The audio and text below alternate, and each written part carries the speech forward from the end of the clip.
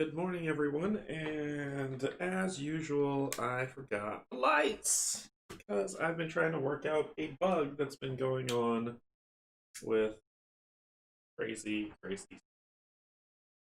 Okay, hi.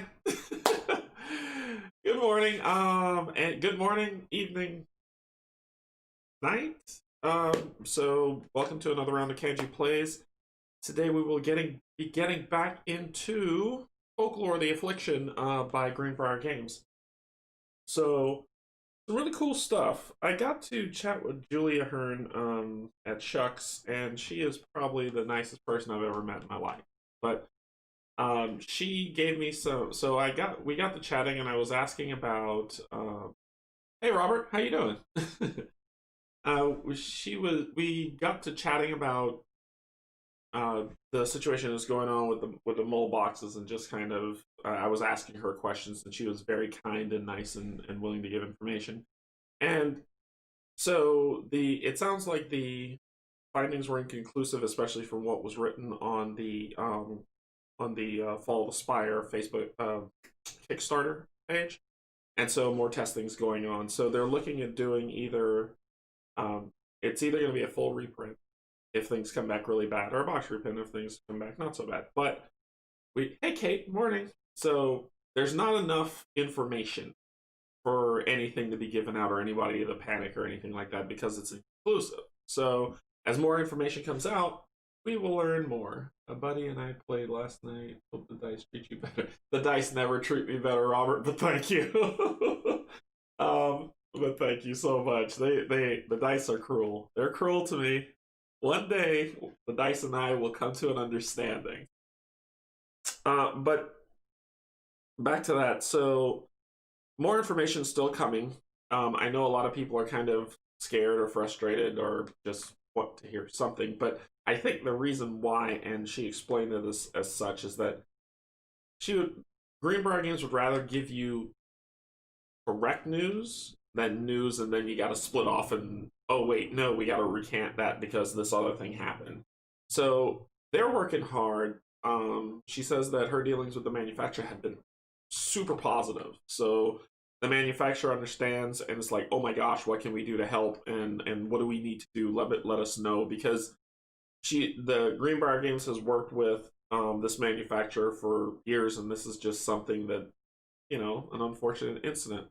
So we will wait to hear more, and from there we'll get more information. I think it's just more from my standpoint, what I got from it, and I probably need to scoot over some. From my standpoint, what I got from it was be a little bit more patient. The shippings have stopped, like from what hasn't been stopped already.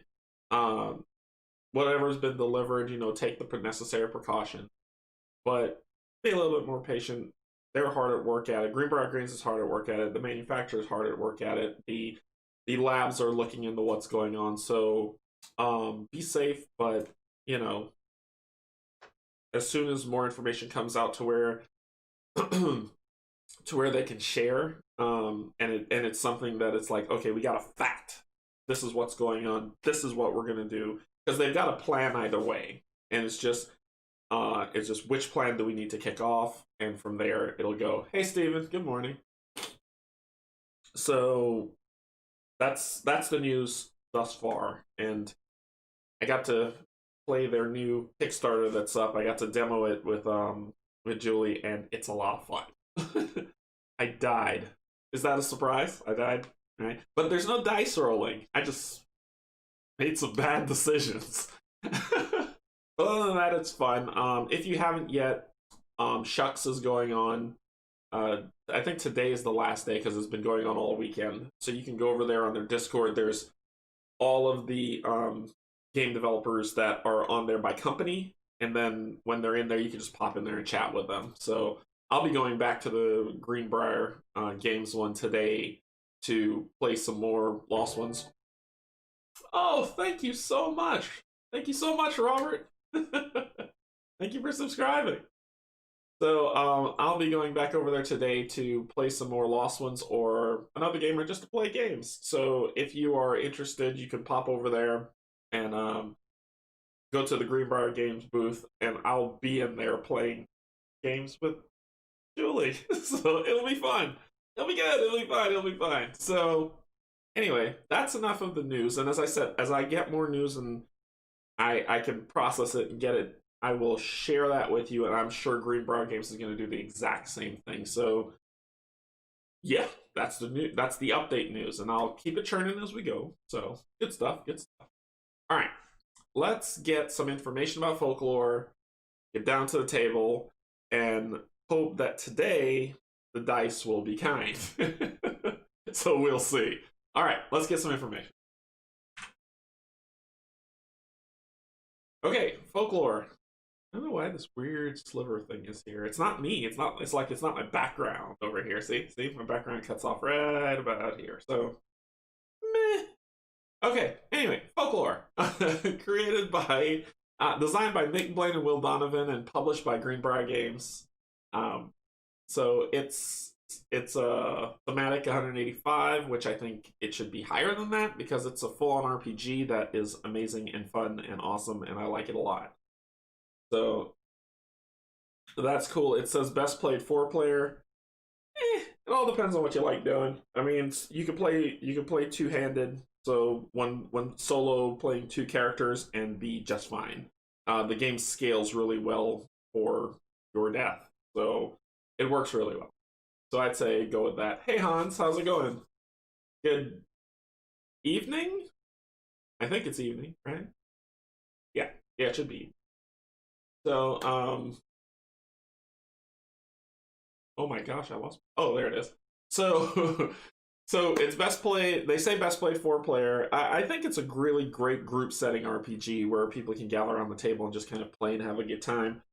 But you can play it solo. You can play it with 2 people. You can play it with 3 people. It's the game scales well for that stuff, so it really works. All right, let's get down to the table and deal with the fun of it. Okay. What happened to this thing? I think my closed cam messed up. I had the other cam on and then it went kind of weird on me. Oh, we'll work it out. We'll work it out. Yeah. A small little cam thingy kind of went crazy. Oh well. We'll figure it out later. Technology is hard, as Locator has said many, many times. Alright, so story number 5 of folklore. And remember, we're just playing with core game stuff. The only thing I added in that wasn't core game was the heirlooms, which is in Dark Tales.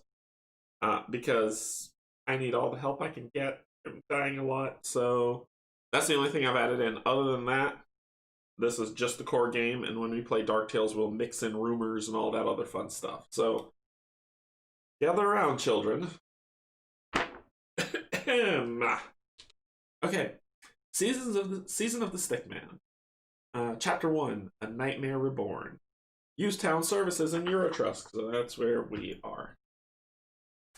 We have not a lot of money because we died and lost half, and I updated the Excel spreadsheet that I am sharing on Google Drive for those who like to follow along and make sure my bookkeeping is right. Keep me honest, people. We did get 500 XP, so we leveled and we have an ability point to spend, but I gotta get the Church of the Crossroads to be able to spend it. So that's a nice walk. But we can't use any town services because we're broke. You're visiting the town of Eurotrust in hopes of replenishing your supplies with no money. It's afternoon when you reach the market district. You're surprised by the absence of the normal throng of merchants hawking their wares. As you wonder what could be wrong, you notice a store owner closing up his shop. After looking up, he turns to survey the street with a concerned expression. Uh-oh. You walk to the steps of his establishment and ask why he seems distressed. He laments. For the last month, almost no trade has been seen from the western regions near Ostelink. The last few caravans coming out of that territory stayed just long enough to obtain some provisions, and then left without a word heading south. I'm not sure what is happening west of here, but it can't be good. As you can see, we are suffering from a lack of supplies. Something must be done. The fact that there has been no recent contact from villagers to the west worries you greatly. It's time for you to investigate this mystery. Decision time. Choose. What do you want to investigate first? Before you depart for Osterlink, you will help your trust by donating some supplies. This requires each character to discard one item. Yeah, I don't have one item to discard, so bye. So world map, travel to Osterlink. There are no services available in the town of Osterlink until the end of the story. Cool. So, already we're in it. Oh yes, and this happens at midnight, and midnight is hard. So fun time.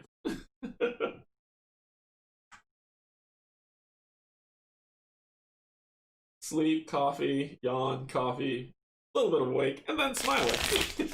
I can live with that. I can live with that, Kate. I can live with that a lot. Oh, this war. Oh my gosh, did I leave the This War of Mine logo up? Oh, rookie mistake. Rookie mistake. This is not This War of Mine. This is... Yeah. This is what happens when I stay up too late. I miss small things. Thanks, Hans. This is not This War of Mine, this is Folklore. But with my dice rolling, this is probably like This War of Mine.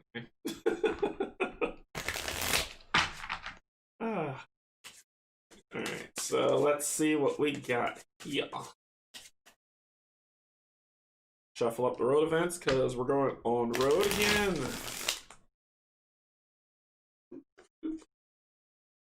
Do not want to find that vampire card. I'm tired of skirmishing with a stinking vampire.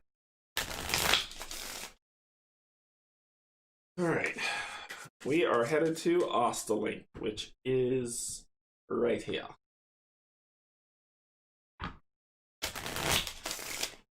Alright. I'll shuffle as I need. So, story marker goes to Toril, Sonia, and Virgil. So Toril gets the day marker as we leave Eurotrusk. It's afternoon. Daytime still. So he has a stride of 4. So he would move 4. 1, 2, 3, 4. And we draw a road event. And we hold up the road event so we can all see. Ooh. Check the camera. Oh gosh, I hate this part.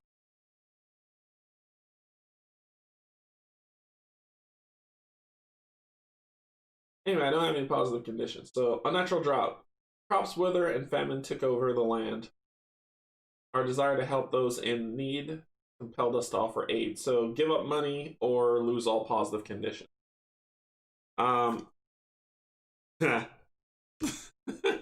So nothing happens. Oh, I forgot to roll for this young man getting his getting a prayer for the day. So roll a d10 on an 8 or higher, and I have a +2 to faith. Hey, I got a 9. I got a prayer. Oh my gosh, we are halfway there. All right, so shuffle this up.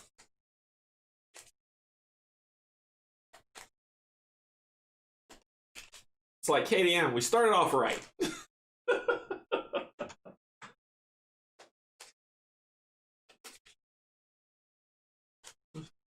Speaking of road events, I need some coffee. Does that make sense? So we got a prayer. The prayer is exorcise evil. The world has no place for those of demonic blood. All non-affliction. I don't know what the symbol is. That symbol, I'll have to look in the rule book. That symbol, my good children, is the symbol of fun and joy. I'll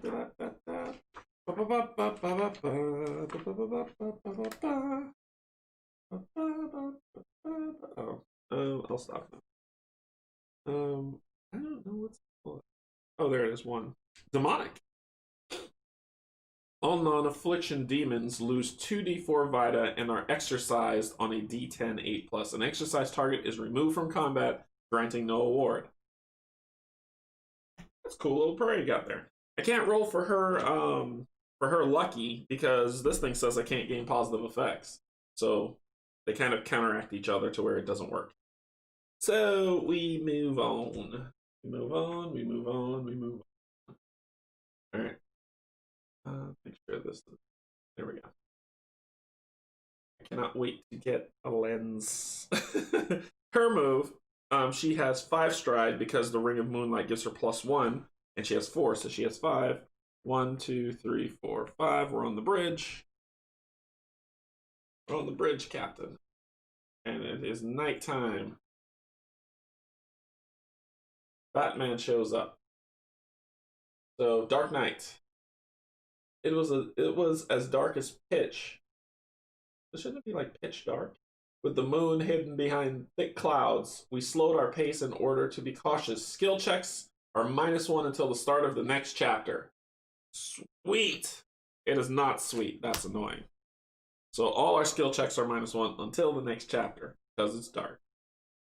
Alright, so daytime, and that stays in play. He has 4 movement, +1 stride because of... So his tarot gives him +1 stride, giving him 5 movement. Yeah, but it -10's his defense, so 1, 2, 3, and we're in Austerling. We continue on and on and on and on. Let's see. There are no services available in the town of Austerlink until the end of the story. So, you arrive at Austerlink to find the place mostly deserted. An eerie silence has fallen over the entire town. Wandering the streets, you see an occasional curtain part or dim light blinking out. However, nobody responds to your knocking on doors or calling out for attention. Frustrated, you decided to investigate the surrounding lands. It is approaching dusk when you leave town. The farmlands you pass appear devoid of life, their crops wilting from neglect. There must be somebody around that can provide some much-needed answers. So, world map fun stuff. We get to compass locations, right? A, B, and C. Shuffle them up, and we get to place them around Austerlink. And we get to choose what we are going to do. So that, and that. Wait. Wait a minute. Stop. Wait a minute. Yeah, here and here. So that is where we need to determine what we're going to do. So there's different stories for what happens, and we need to find A, B, or C. So I'm going to go here. Poinka. And this is C. So let's see what happens on C. Mad Druid shows up and kills us. Read story moment 61 on page 50. Story moment 61. 61. You pass abandoned home after abandoned home. Soon, you find a small farmstead complete with chickens and a cow chewing on a bale of hay. When you knock on the door, you hear a muffled sob from within. However, nobody answers. Choose your path. Find a way into the house to investigate, or leave this place and continue your search. They're crying. You've learned that I'm a kind person, except for in this world mine from now on. But I'm gonna be kind and just leave them alone. They're probably like scared to death. So I will continue the story. True story. Yeah, I'll continue the story. So we gonna go to the next place. I'll go over here. Hey. A says skip to the lone farmer. Page 31. Alright, gather around. This is a long read. The lone farmer. Night has spread its dark tendrils over the land. After passing several barren fields, you finally see a dim light in a 2-story farmhouse ahead. You notice that the farm still bears healthy crops. As you walk through the tall corn, a voice bellows, "You there?" Looking over, you see a man leaning on a shovel. Oh, you there. Sorry. Looking over, inflection, right?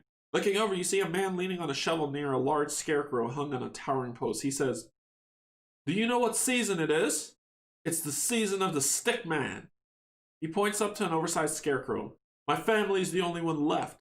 Confused, you ask him what happened to everyone and what exactly is the season of the stick man. He taps a mound of dirt next to him with his shovel. "This is the last villager who tried to make it to my farm. Torn apart not far from here.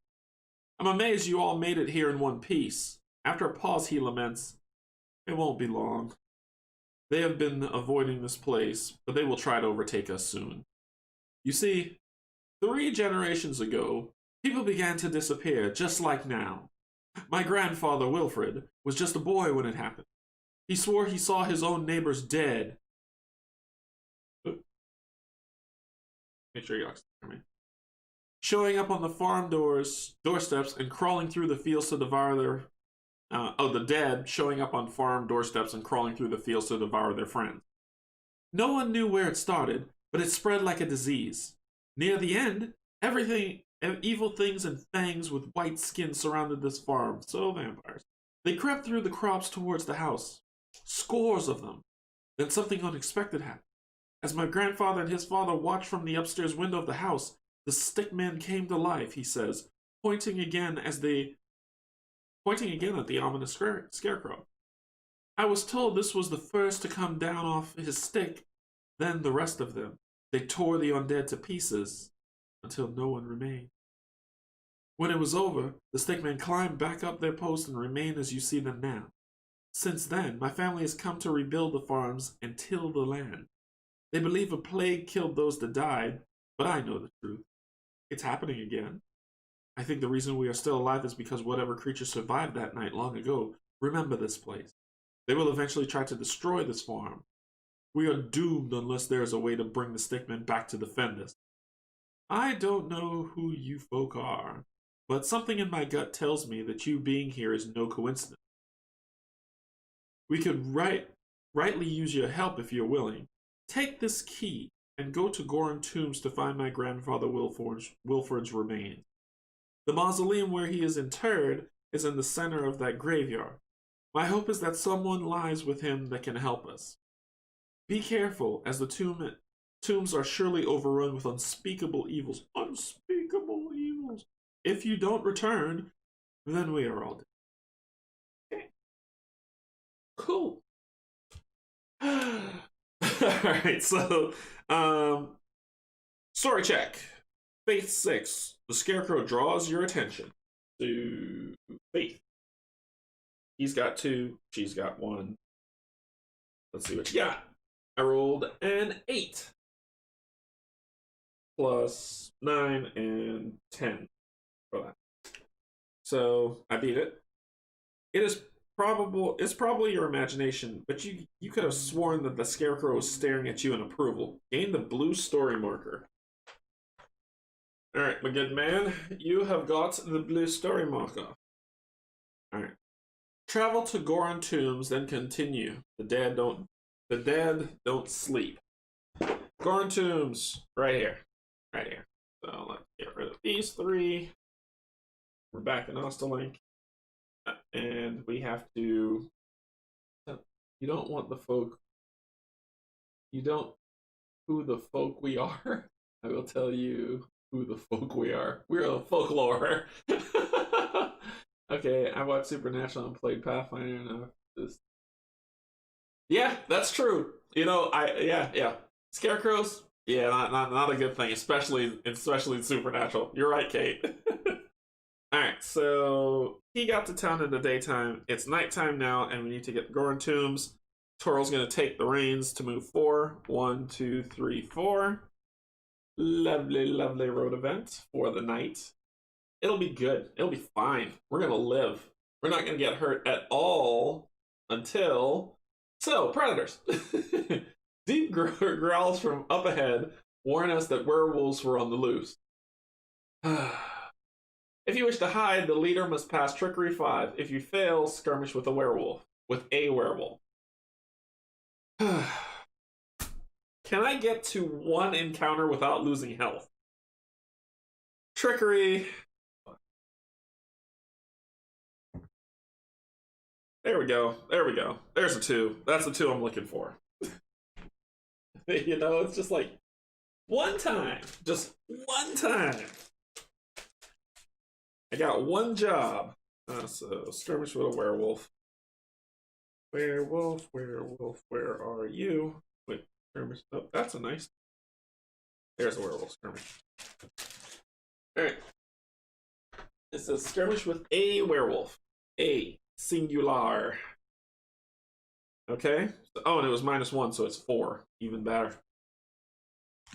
No, not 4, 1. Sorry. Okay, so we're skirmishing with a werewolf. It has -1 damage. And hey, look, we got a chance to become a werewolf and beat up our own people. So in skirmishes, you know that werewolves go first, right? And oh, let me hold up to the card for Zenu, who would like to see what this looks like. So we're skirmishing with a werewolf, and this is their modifier. 57 to hit. It is midnight. So they get a +10 to their attack. Yay! We're playing hard mode and we don't want to. So, yep. So +10 to their attack. Dude. So sad my camera blanked out. 59. Yep. And yep, that hits everybody. So everybody will take 2d4 damage, -1.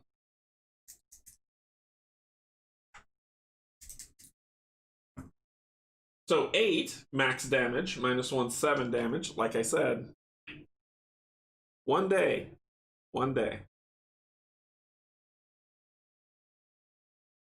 So he goes to 18, you go to 17, you go to 16.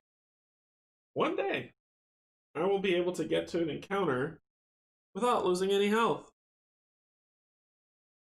Alright, so our turn. 67. I hit him. He's out. Oh, and it says, and one random character that was hit becomes lycanthropic 4. So they need to succeed on a 4 or else they become lycanthropic. And lycanthropic, we fight that with occult. The occult. Come on, girly. 5. There we go. +1, 6. -1, 5. And I have to beat a 4, so nanny boo boo. And you die, we get 8 coins. Oh, cool thing. So I like metal coins and stuff, and so I kind of been looking. I've been eyeing the Scythe metal coins for a very long time, and I got the Gloomhaven ones, but they seem to run out a lot. There's not a lot. Scythe sends you a lot of coins, and they are gorgeously beautiful. So I got Scythe coins. Yay! All right. So let's see. We've got. So this is 5. 5. We get 8. 5. She gets -2, so she'll get 7 while they get. Sorry, 6 while they get 8 because I can count. So soft coins are cool. Look at this thing. Yeah. Look at that. That is cool for a 1 coin piece. I love it. 5, 6, 7. 5, 6, 7, 8. She gets 1 and 1, 2, 3. Alright. I'm done buying coins, I promise. Scythe and Gloomhaven are all the coins I need. Metal coins. They work quite well. Okay, so that was trash. But, you know, we persevere. So then we pass in. Oh, and we need to roll to see if we find loot. Loot. So 5. No. 2. 2. Nope. No loot was found. So then we pass it. It's daytime to a telepath who walks into Goran's tomb. One day. I'm telling you. Promise. Okie dokie. Let's see. Here we go. The dead don't sleep. You arrive at Goran tombs and begin your search for the resting place of Wilfred. The ancient graveyard is quiet, which puts your nerves on edge. So, nerve check. Nerve check, nerve check. Here we go with a nerve check. So, 5. You get a +2 to nerve.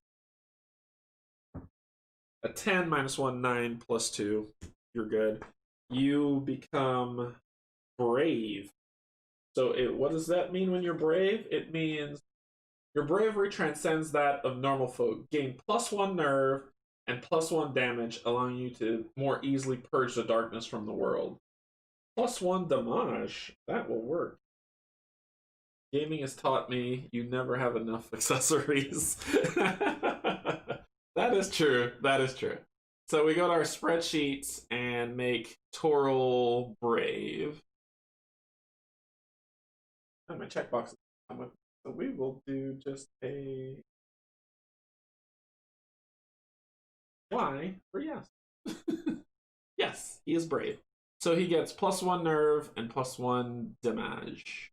So damage gets 1. And nerve. What happened here? No. And nerve gets a 1. There we go.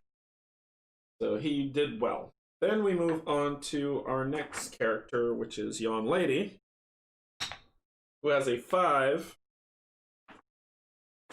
-1. Because skill checks are -1. So she had a 4, so she failed. Your nerves are frayed, causing you to jump at the slightest sound. You are spooked. Spooked. So Sonia is spooked, which she wouldn't have been. Well, she wouldn't have gotten the positive effect anyway, but I didn't want her to get a negative effect. So she is spooked. So she has -5 to might. Thank you for that awful thing. And -1 nerve. Cool. So her might now is -2.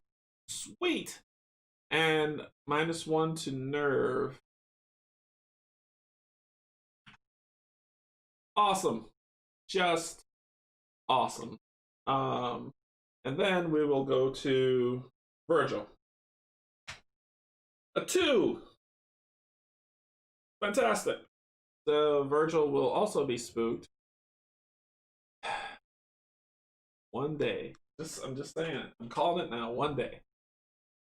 -5 to might. So he is at a -1. And he is nerve -1.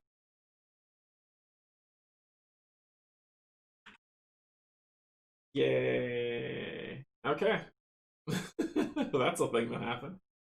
I want wooden boxes with nice engravings for all my games. Nice engravings. The company I talked about for this War of Mine, they do boxes for Dice Destroyers. They do boxes for other games too, and their things are beautiful. There's also the other guy. I forgot his name because I mentioned him on Rob's Gaming Table when we were talking about inserts for one of the games. Gosh, I forgot his name, but he also has beautiful inserts as well. So Etsy, it's for everybody. Etsy, it's in the game. All right, so back to where we were. So that happened, and now we're on a map where bad things can happen to all of us. So let's get the maps out. We are at the tomb. That is the tomb that we are at. You remember that we were there before? That we are located. And we are dealing with flesh-eating ghouls and decaying dead and clues. So let's set that up. I wish someone would make an insert for this. I mean, there's the spongy one, but it doesn't do... I don't know. It doesn't make me happy.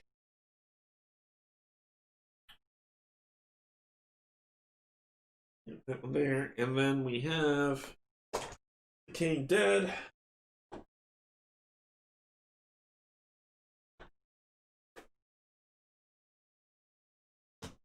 And flesh-eating ghouls. I mean, why does it have to be flesh-eating, you know? I could be vegetarian. Okay, sorry, I need to drink some water. Hold on 1 second. That's how you know this is live, right? Okay. Alright. Now let's get our minis out. Lovely, lovely minis. Lovely, lovely minis. So we're going to have flesh-eating here, and tiny table life. This is the dream. I'm living a dream. And then skeletons.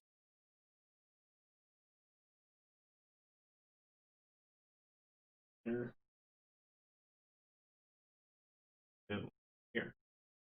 Cool, cool, cool, cool. Our starting area is here.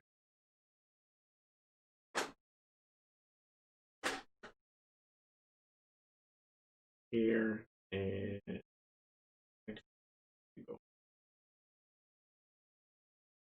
okay.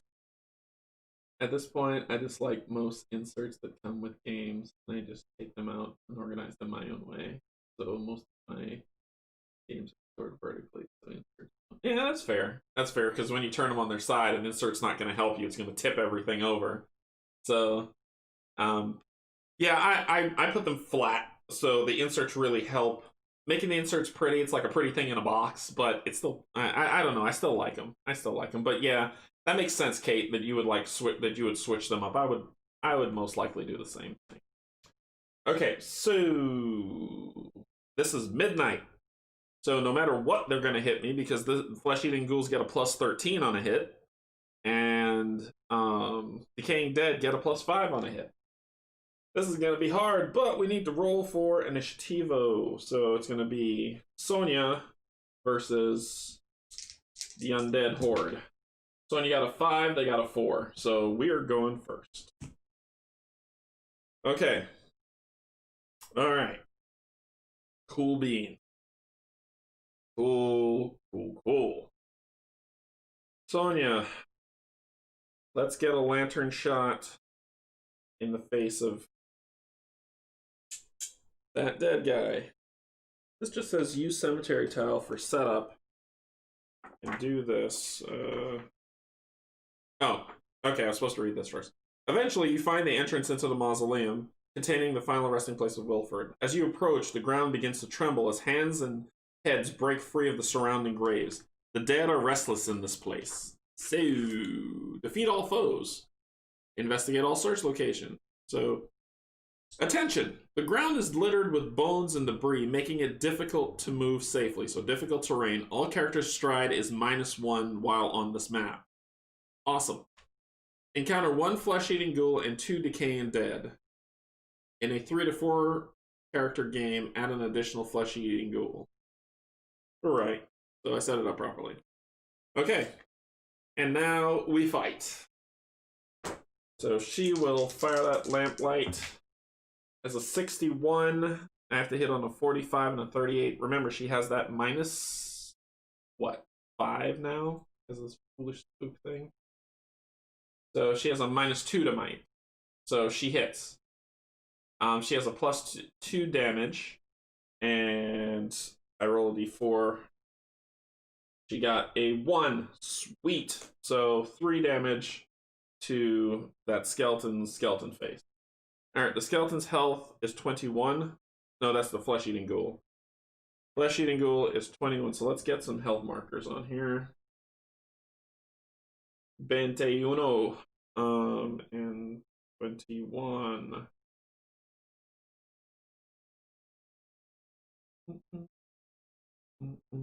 Skeletons are 16. So I hit you for 3. You go down to 13. So you will be at 13, my good man. And you will be at 16. They couldn't all just have like 1 health. I mean, they're dead, right? Alright, so she will then spend 1 point To crush the brain matter. Psychic implosion. So she will deal an extra 1d4 damage. 4, sweet. So you are down to 9. 9. Okay. I cut the flint. Was like card dividers are indeed great. The Kelfor card dividers are awesome too. I cut up the flimsy boxes looking at you, FFG LCGs. Kate, you don't want to get a one-size-fits-all insert for Arkham Horror, the card game? Alright, so that was her go. He is going. Remember, he has 4 shots instead of 3, so he's going to fire his first shot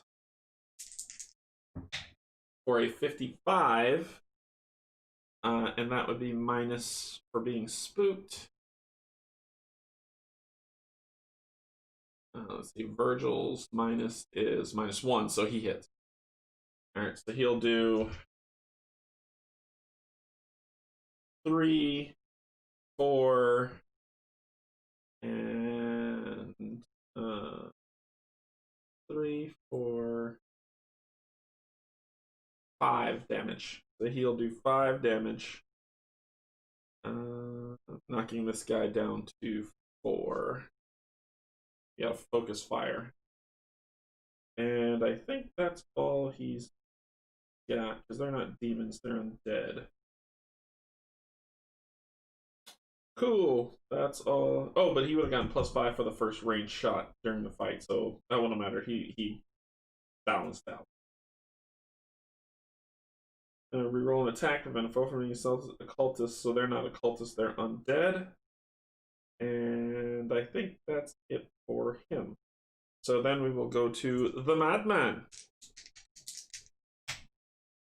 For a 34 plus 10, 44, plus what I got for being brave. So 44. 44. On that decaying... Oh, he had to move to the decaying dead. On that decaying dead, it does hit because it's a 38. Thank you.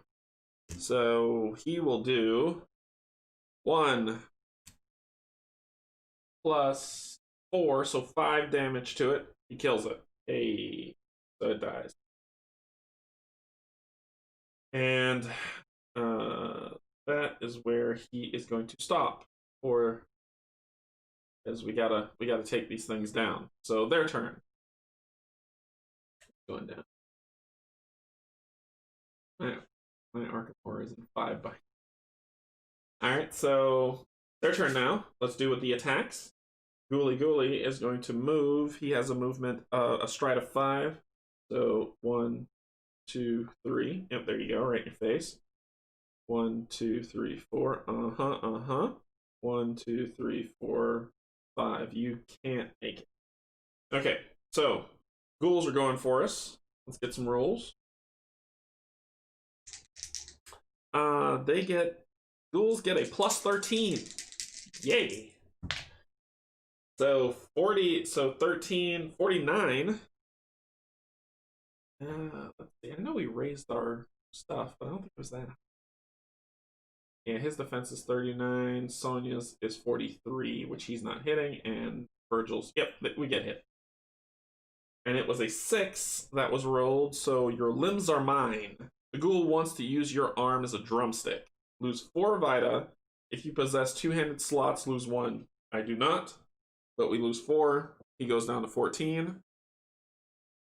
He goes down to 12. And it is our turn again. Sonia. Firing another shot. For 71 minus 1, more than enough.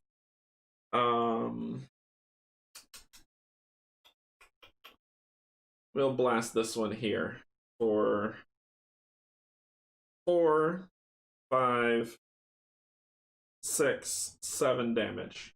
Sweet. 7 damage on you. You were here, so 1, 2, 3, 4, 5, 7, 14. Sweet. 13. No, 14. 14's right. So he's down to 14. She will then crush the brain matter. No, she won't. No, she won't. She won't. She will not do that. That's the end of her turn. Your turn now, my good man. You're going to fire a shot. For a 13, you're going to spend a point to re-roll that nonsense. That's garbage. 19. Even better. So, that's a complete miss. Shot and a miss. Okay, so then it is... There are those rolls I hate so much. The madman's turn. 60 plus... Well, plus 10, 70, more than enough to hit. And he's going to do...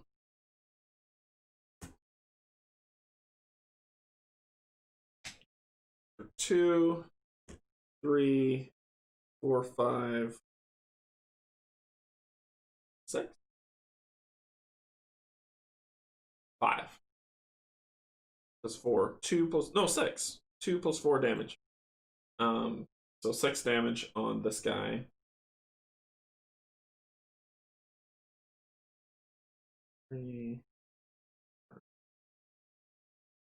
So you're at 16.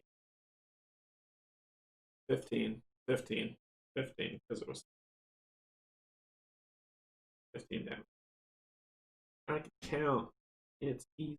Alright, so that is the end. And then he will use his he'll use one of his points to actually he has chompers, which I didn't use last time, so his passive is chompers.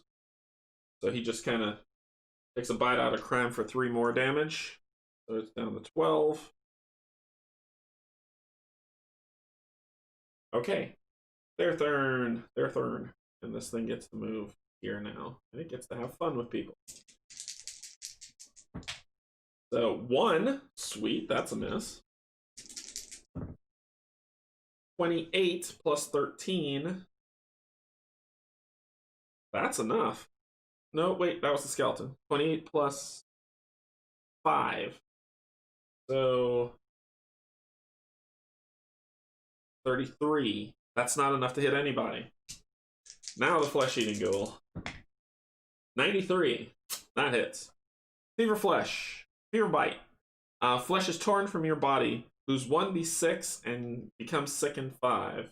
So, yeah, Virgil, you're having fun. Oh, look, 6. Max damage. So he goes down to 6 health. That's right, we're already almost dead. And he needs to test to see if he becomes sickened. A 9, minus 1 for the skill check, 8. Minus 1 for being spooked, 7, which is more than enough to make it happen. So we're good. Okay. Alright, our turn. Lamplighter. Do it. 26. Not a thing to be done about it. She's going to... That's it. He will take a shot. 58 minus 1, 57 plus 4, 61. So that hits. For 4, nice. 5, 6, 7. So for 7 damage, knocking this ghoul down to 7 health.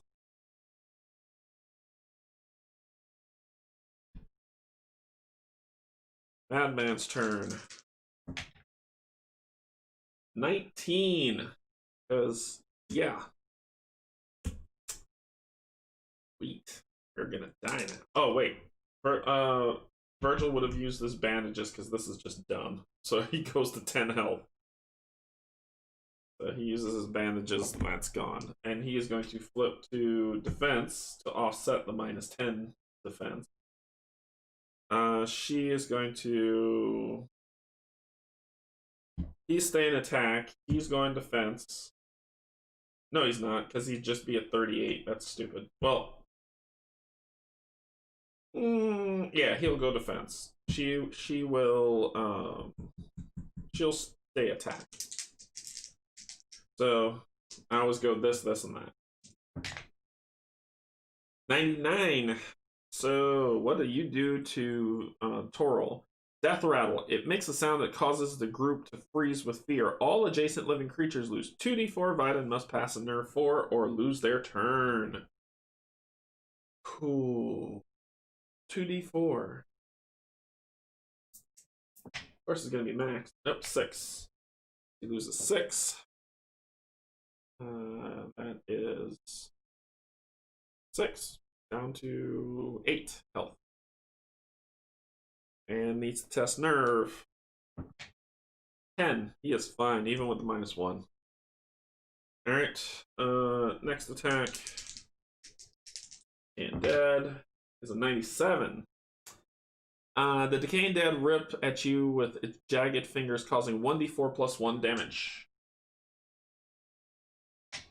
2, so 3 damage to her, taking her to 14. And Dan, no and Dan, 87. 7. You lose 4 health, so you're back down to 6. So that lovely one that you just gained's gone. And that's it. Because they want to use my hand as a drumstick. Okay, so then we go to our turn. All she could do is punch. That's more than enough to do the job. And she will do... I think she does 3 damage or 2. Sonya does 2 damage. She'll do 2 damage to the skeleton, knocking him to... Actually, you know what she'd do? She'd move over here and then punch. So knocking him to 5. Then he's going to take a shot.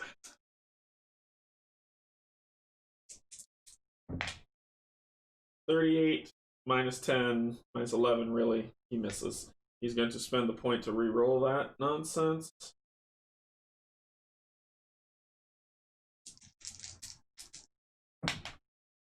$12. Just going to put that over there and not talk about it anymore. 76 plus 10, 86. So hits. 1, 2, 3, 4. I think it's just 4 extra damage right now. So 4. Oh, I get 4 plus 4 damage. So it'll be actually 5 damage I do to this guy, knocking him down to 7 health. And then I'm going to bite him. +2. So take him down to 5 health. Okay. He's going to use his bandage to get 4, going up to 12. And then we'll start mitigating damage. So let's do this. Ghouly ghouly. 83. So 1d6 health's coming off. For 1. So he goes down to 11. 11. Got to roll 10. So he's okay. This thing. 93, of course, why not? The Decaying Dead rip at you with its jagged teeth, 1d4 plus 1. It's 3, so 4 damage going to you. You're down to 10 health. We are gonna die. And then finally the other ghoul. 13. Oh, this one he wasn't doing defend anymore. 13 plus 13 is 26, which doesn't hit him. Okay, so our turn once again. 65 -1, 64 plus 3, 67, which is enough to hit the ghoul for 2 damage.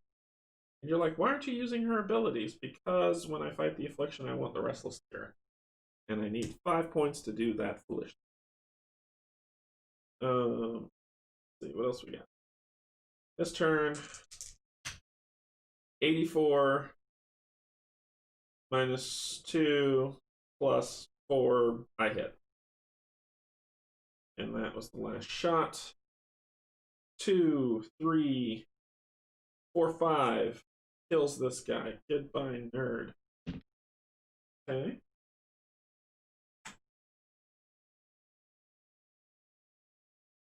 Alright, so then he's out of shots. Now it is the Madman's turn, who rolls an 18. 18.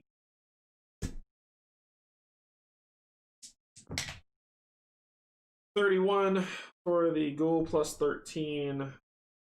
44. It hits him, but it's a 1. 1d6. This is a 4. So he's down to 7 health. And he rolled a 9, so he's fine. 56, which hits her for a 6. 1d4 plus 1. There's a 1 plus 1, so 2. Going to 8. Now it's our turn. Go punch him for 37 plus 30, which will be 40 minus 139, which is enough to hit it. Oh my gosh. That was luck for 2. That goes to 14 health. She's going to use her bandage to get 12 health. All bandages have been used. He is in the punch-in mode for 87 minus 2 plus 4, more enough to hit. He does 2 damage. Check the spreadsheet. Make sure it's... Yep, he does 2 damage. So he does 2 damage to this guy, taking him to 12.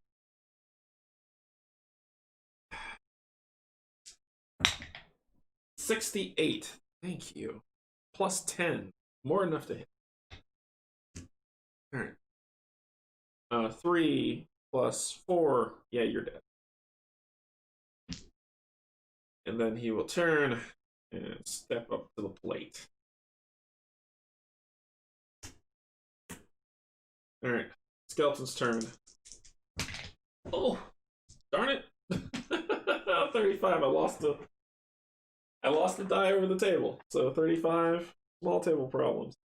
35 plus 5, 40. He doesn't hit. He's gunning for her. Because that's who he's been hitting the whole time. So 40. Does he hit her? Nope, her defense is 43. Woo. Lucky, lucky. Alright, she's gonna punch him. 76, that's enough. Or 2, put down to 10. He's gonna punch him. 9. Reroll that nonsense. 2. Sweet. 52 plus 10, 62, which is enough to hit. 8. So you're down to 2, and then I'm gonna bite you. Or 4, I kill you. You're dead. Okay. Let's roll for loot. So there are 2, nope, they're both undead, so there's 1 type. 1. Sweet. 10. She found something. Hey. What did you locate? Because whatever you find, if it's a positive effect, you're giving it to somebody. So we will shuffle for shenanigans. Again. Okay. And what did she find? She found... Ooh, she found the halberd. Oh, yeah.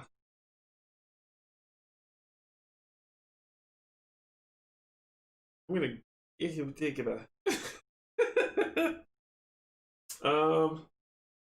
Virgil, you had it, you squandered it. She's taking it. She's taking the halberd. It's happening. It's a thing. It's done. Okay? And then, let's see if you find anything. Nope. Okay. So, they are dead. And I think the objective is to defeat all foes. Optional objective is to investigate stuff. So I'm just going to keep on trucking because there's probably nothing good in these graves. So we're going to keep on moving. After the fight. Why am I without my glasses? Hey, Board Games. How's it going? Thank you for subscribing.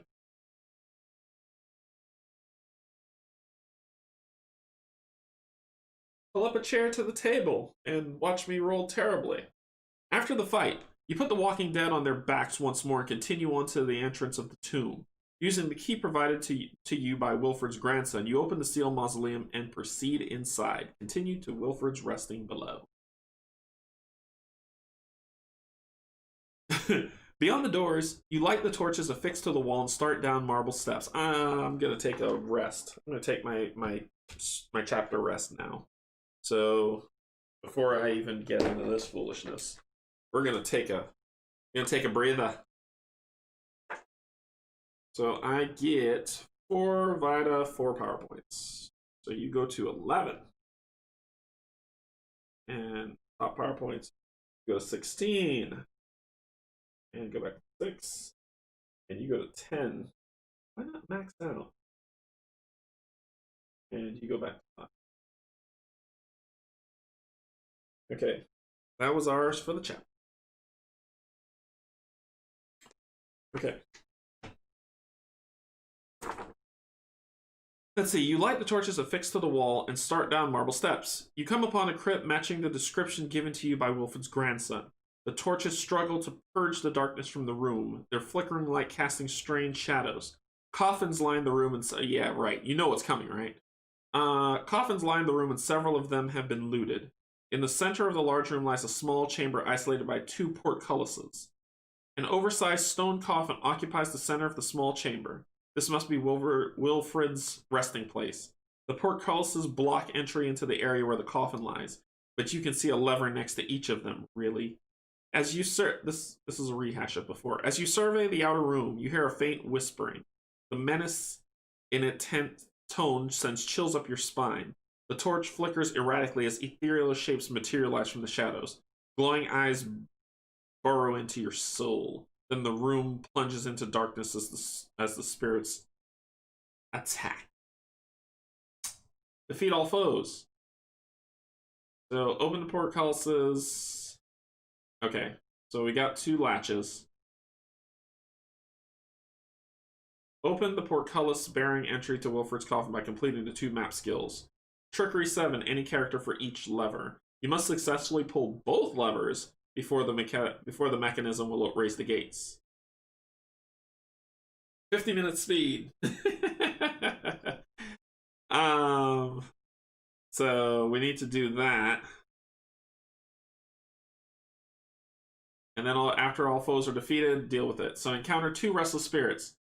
Place the darkness token on the map for a encounter. Once the spirits are defeated, the torches renew their glow. But we have a light source, which is my girl Sonia with her awesomeness lantern. So darkness means nada. We rehash our abilities. Let's see, everything's back up. And let's get the new map up.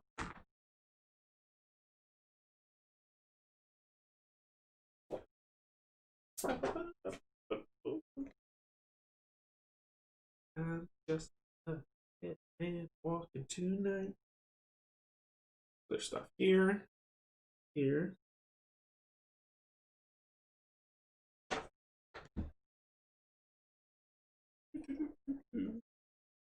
There is a thingamadoohickey here, and one more thingamadoohickey right here. Yep. Then there is the locked gates. These 2. Set them up on stands.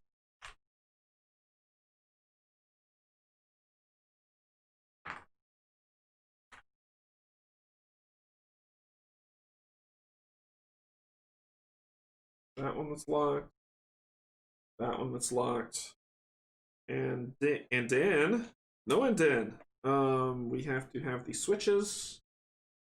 One is here, and They don't have to be pulled at the same time. They just have to be pulled. So there we go. And then we get Restless Spirits.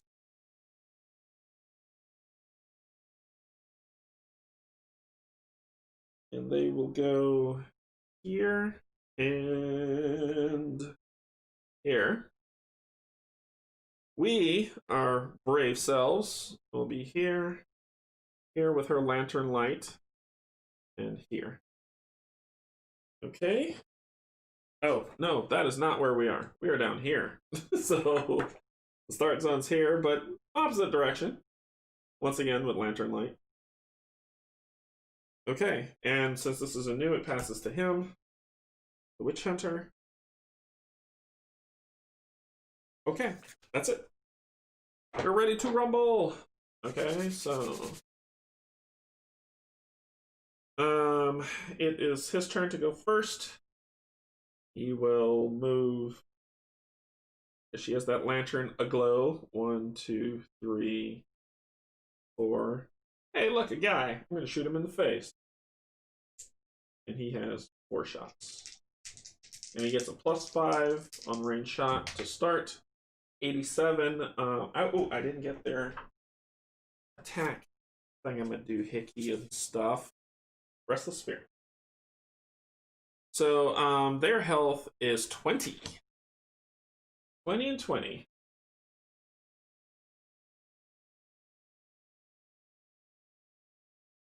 Okay. So what else do we got? So their health is 20. He shoots first. He does hit because their defense is 43. She has, like I said, she has a lantern, so darkness. Bleh. So he hits.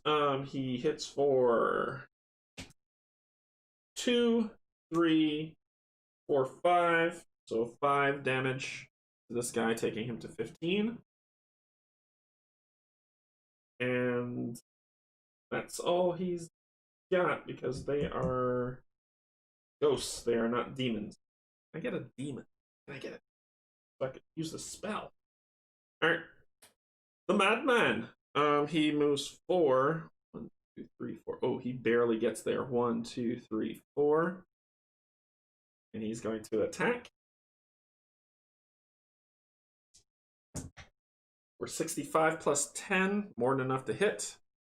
He's going to do 3 plus 4, 7 damage to this guy, and then he's going to bite him. Ah, ah. So you are down to 8 health. 8 health. I need to buy spin down dice. This is spinning is crazy. And then bite him for 3 more, taking him down to 5.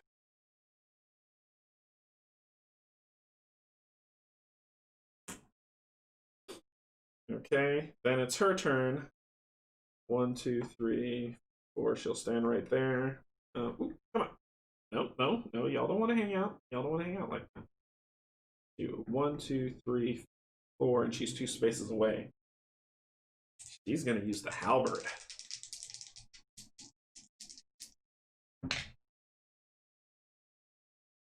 That's 90 plus 10. Yeah, it's more than enough. So she's gonna do a d6 of damage. Of damage. So that's 2 plus 2, 4 damage to it, so it's down to 1 health. And then she's gonna crush the brain matter to get rid of that thing. It's gone. It's dead. Bye-bye. Because no matter what I rolled, I'm gonna kill it. Okay, so that ends their turn. We killed it in 1 turn. Okay, they have a stride of 5. 1, 2, 3, 4, 5. Hey, look, a thing. Cool, a thing. His turn, because it's not going to get us on the first 1, 2, 3, 4. He's going to attempt to roll trickery. He has to beat a 7. He got a 4, so he failed that. And if you fail, the lever is jammed, but you keep trying. Unfortunately, you lose 1 vita. So he goes down to 9 health because he tried to pull a lever. Sure.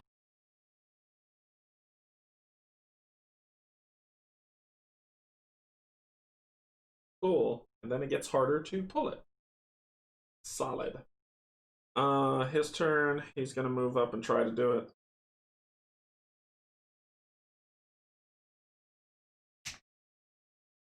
He rolled a 1.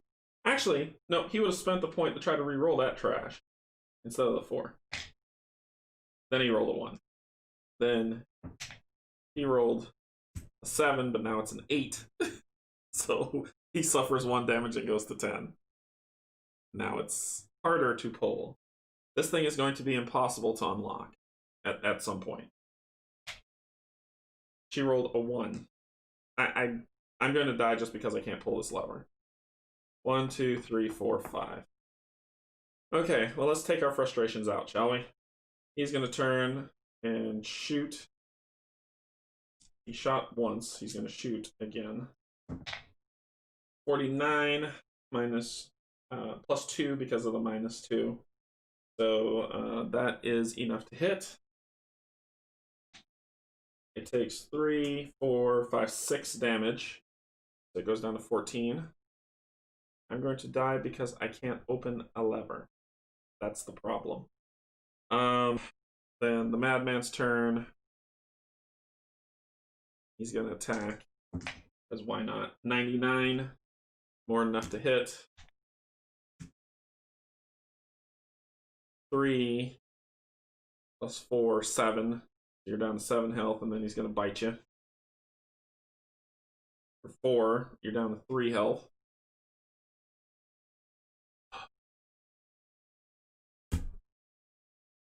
And her turn. 1, 2, narrow spaces.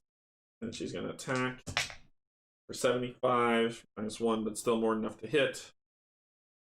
Does 5, which is enough to kill it.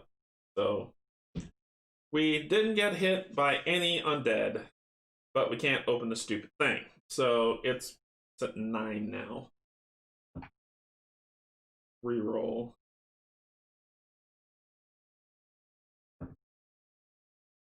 Eight health. I'm good. Like I said, it's an impossible hit. It's an impossible hit. You know what? I'm not going to suffer through this because this is silly for me to die because I can't pull a lever and I keep taking 1 damage. I pull the stupid lever because the monsters are dead. Sorry. That's just silly. So I think so here we go. So that was silly. I'm not going to die because I can't pull a lever. And then I'll go face a final boss with like 1 health and everyone else dead. After all foes are defeated and the portcullis has been raised, so you succeed and pull one of the levers. I'm not going to gain the lore because I bypassed it. Once both levers are pulled, both portcullis raised, and you can move on. Okay. Read after the portcullis is raised. Search Wilfred's coffin using the table.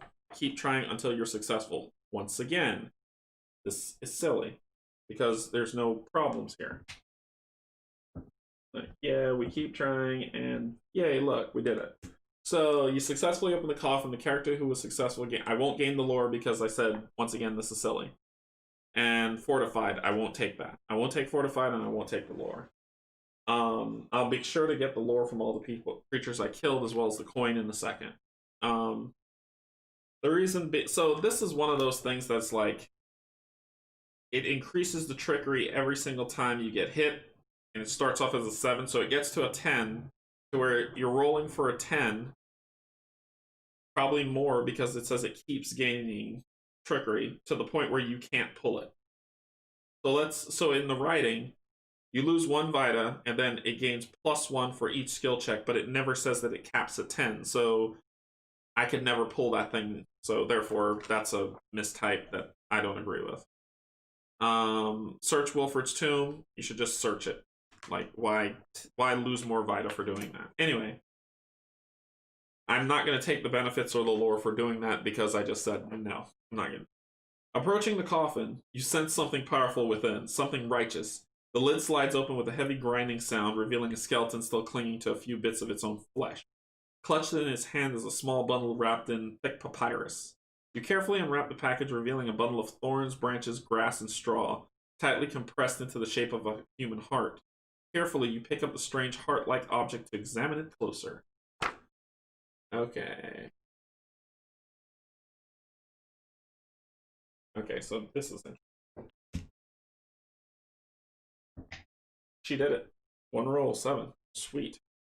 -1, 6. It still works. You definitely, you try to safely unwrap the thorny bundle. Be careful. You definitely pick up the heart while managing to avoid pricking yourself on its sharp thorns. Become lucky, she can't. And find one prayer tucked in the corner of the coffin. Can she find prayer? Yep, she's got faith. So her prayer is purity of body. You pray for your allies to be cleansed of illness. Remove the sickened status to all infection tokens from the group. Yeah. Yeah. We're gonna do that. We're gonna do that at some point. All right. So let's see what we got here. The character performing the skill check gains the yellow story marker, which represents the Heart of Thorns. So she gets the yellow story marker. This test marker.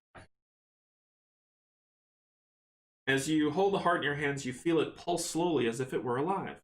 The papyrus sheet in which the heart was wrapped turns out to be a note by the hand of Wilfred. I hold the Heart of Thorns in my bone grip, kept safe, awaiting the return of the vile blood drinkers. I know they will someday return to secure revenge upon my family. The stickmen were created using an elixir of life brewed by the gypsies and kept by my mother, who was of their lineage. The elixir gave the stickmen a sort of sentience, allowing them to defend us when evil approached. If you have come to find me, then the scourge of undeath has returned and the stickmen must be given life once more. The Heart of Thorns will awaken the elixir within them, renewing their will to fight. But the power of the heart has faded. You must soak it in the blood of the enemy, so that the stickmen may know them again. Take the heart and go to Olopelios, where the Blood Queen sleeps. Oh boy. She is older than time. Really? So you only fight somebody older than time. She is older than time, and her blood may have the essence to indefinitely power the stickmen. You have found your means of stopping the evil that seeks to exterminate all life in Osterling. Travel to Olopelios and continue to chapter 2. Olopelios is right up here. Alright.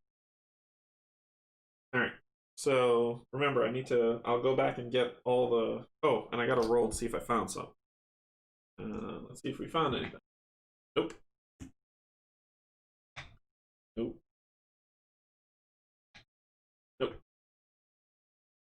Okay, so we need to travel to Olopelios and continue to chapter 2.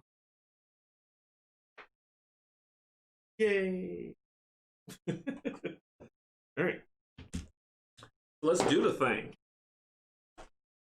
The chapter is over. Goodbye. For you. Alright, so switches to day as we step out. 1, 2, 3, 4. We get to a road event.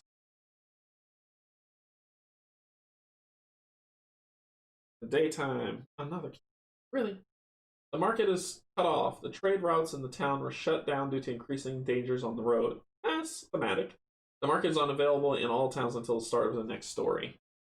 Until the start of the next story. Oof. So resting. Well, I gotta rest back. So let's get you all off here. Oh, not over there. Okay. Nighttime. 1, 2, 3. We're gonna chill there. Daytime. He has 5 stride.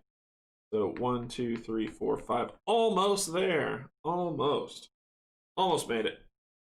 And it's daytime when we leave Samaritan. A man implored us to visit his destitute village and help those in need. Roll a d6. And then just what happens? Happens. I rolled a 5. You realize the villagers have fallen to lycanthropy. Skirmish with a stupid werewolf. Oh.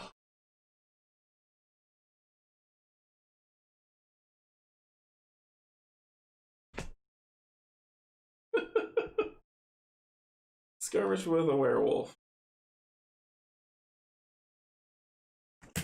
Awesome. Awesome. 25, 35. It misses. Thank you. Actually, 25. Yeah, 35 because it's plus 10 since it's midnight. It misses. Can we just hit this thing, please? You can't. Can you? There we go. It's dead.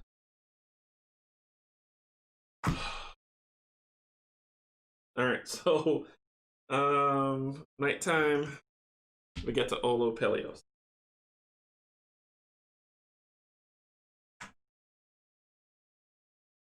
Alrighty. So you spot the castle of Olo Pelios just as twilight takes over. Probably not best time to deal with a vampire, but you have little choice as there is no time to waste. The ominous castle is made of a glistening black stone, a terrifyingly beautiful remnant of a past age. The towering spires pierce the sky, its gargoyles glare at you from above, daring you to enter. The doors to the Great Hall are open. How could there be werewolves at night? I mean, in the daytime. Anyway, the doors to the Great Hall are open, revealing what first appears as an empty room. With flickering torches shedding scant light, you can make out an ancient tapestry lining the walls, depicting scenes of bloody carnage and the enslavement of mankind. The throne at the center of the room is exquisite in its craftsmanship. You enter to begin your search for the Blood Queen. Ooh, there is surely... Choose your path. There is surely evil lurking in this place. Who knows what's hide amongst the shadows? Choice 1, enter the hall aggressively, determined to face whatever evil lies within. Or choice 2, cautiously enter the walls, keeping to the shadows to avoid detection. Yeah, choice 2. So, page 45, story moment 3. Always roll sneak. Story moment 3. It's clear that this place is dangerous. The best approach is to use caution and stealth to proceed further within. No.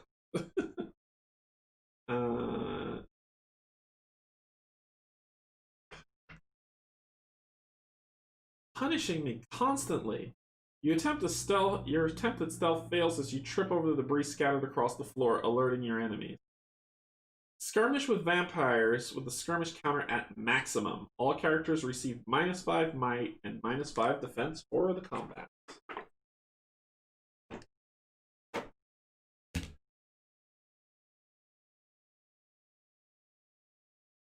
My frustration's only in my rolls, not in the story.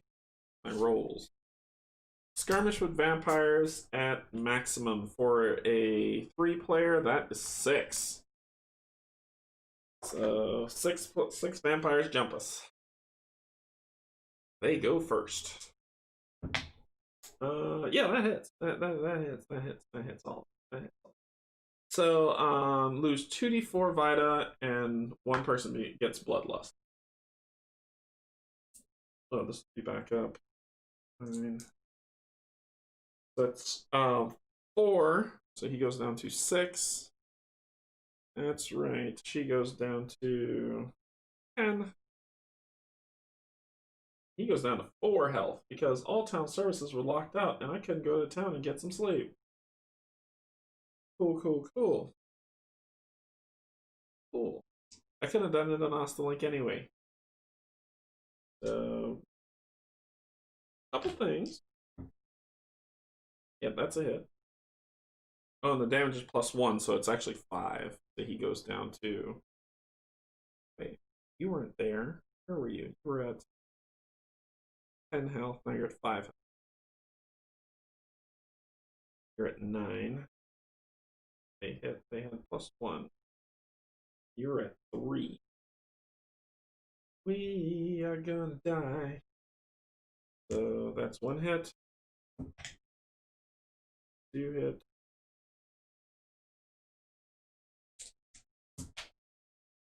Reroll that nonsense. Better. 3 hits. No mods. Okay. 12 plus 10. 22 plus 5. 27 doesn't hit anybody.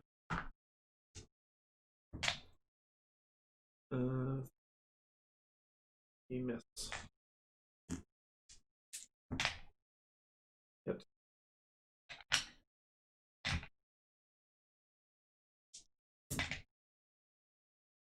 Roll. Yeah. No hit. No hit. Oh wait, we started the chapter hurting. I can't rest until after.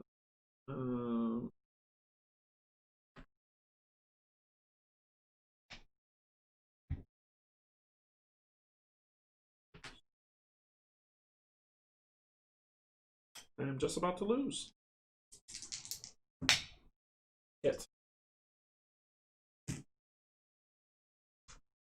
Oh, they get to go.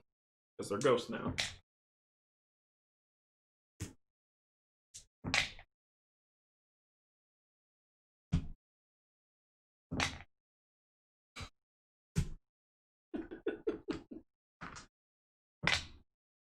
I lost. I died.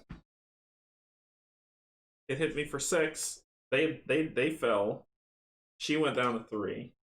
And then it hit me for oh wait, and then it hit me for some fate. I died. So I had 1 vampire left to kill and I died. So what happens if we fail? Skirmishing with vampires.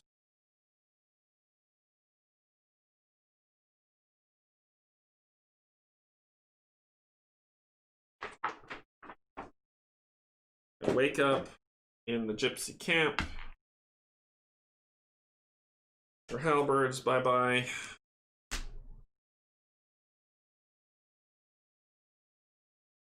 Half gold gone. And we get tarot stuff. We get terrible tarot stuff. Yep.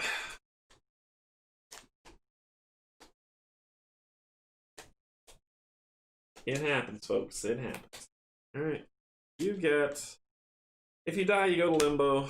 You get -3 max vita. And you get... You can only have 3 power points. We come back with... Death and Dying. On TPKs. Did I get back all my health? Yep, all health and power point. So you are at 25 again.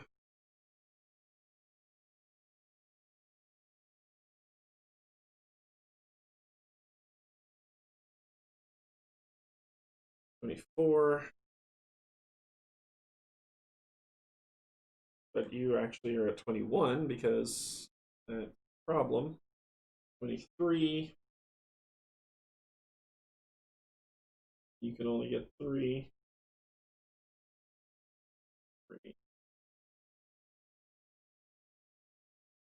Cool, we're gonna have every tarot card in the game before it's over. There's only 1 left. Oh. Hi, thank you for subscribing. Thank you so much. And thanks for joining.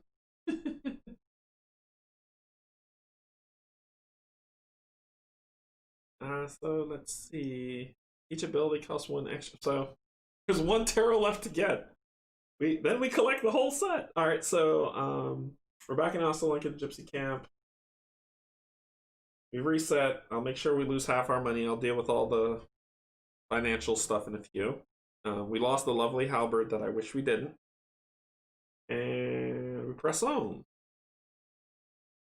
So back to this. Back to this. So it's daytime for you. Team move 5. 1, 2, 3, 4, 5. Draw a road event. Can a road event say, hey, you are fully rested? We traveled by a small roadside graveyard, an old man busily digging new graves. Noticed us. His hands were blistered and he asked us for a set of bandages. One character may discard a bandage to receive 8 lore, otherwise he becomes angered. And guess what we skirmish with? He gets mad at us because we don't have bandages. I'm dead. The Undertaker gets mad with us because we don't have bandages. Sweet. I don't have bandages. Skirmish with the Undertaker. Oh, my Undertaker! For people who watch wrestling as a kid. So that's gonna happen. 15 plus 10, 25. No hit. I just have to hit him. That's all I gotta do. Not with a 6. I will not hit him with a 6. I will hit him with a 77. He's dead. And I take his money and kick him off the road. Alright, so then it is nighttime. We're back here. This time, I'm just gonna walk up in this piece. So no more sneaking. Where are we? Where are we? Here. So I'm just walking up in this piece because they know we're here. So 48, story moment 40. Your confidence in your abilities urges you forward to search for what lies hidden within. The leader must make an awareness check 6. You have no awareness, and you're probably going to fail it. Yep, there you go, you failed it. What do I skirmish with? More vampires. Hey. So, skirmish with vampires with their hit counter set at maximum and -5 defense for us. That's right. We're back to it. Back to 6. Okay.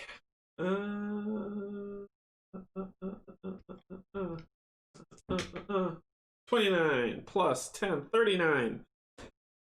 Hits, no hit. So you will take, they will take 2d4. They will take 7 damage. You'll go to 18.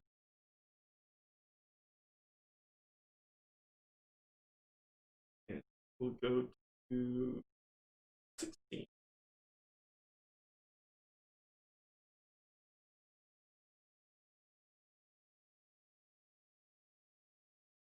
14. 16 plus 7 is 23. Oh, yeah, he was at 23. Yep, that's right. 16. Math.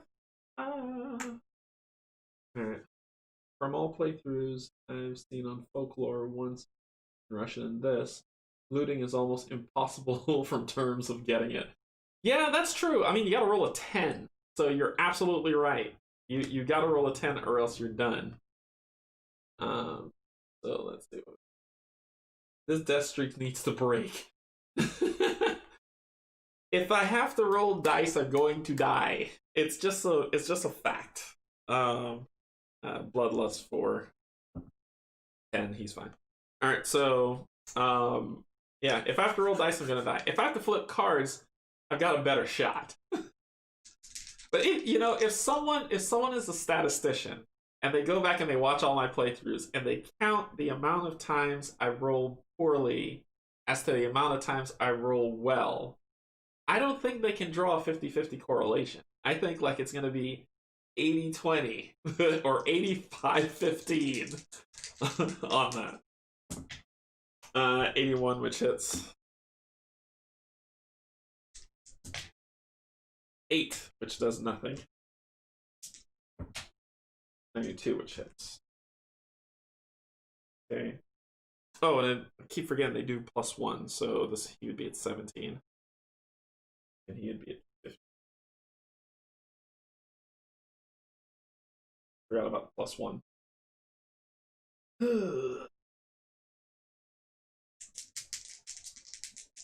My death ratio is 0.15. You rolled a 4, sweet. Take that. Alright. Yep. It's plus what I got because I did 60, that's a 58 plus what I got. 61. Yep. 5. That is not enough. Not even close. A 9. Okay. 51. Not enough. I need to hit 60 because I got plus, was it -5 for that foolishness? So 1, okay. 17. Yep, that's it. This is how we die. I'm going to use 1 to reroll that. Oh. Nope. Nobody hit anybody that round. 12. Oh my god. Missed again. 5.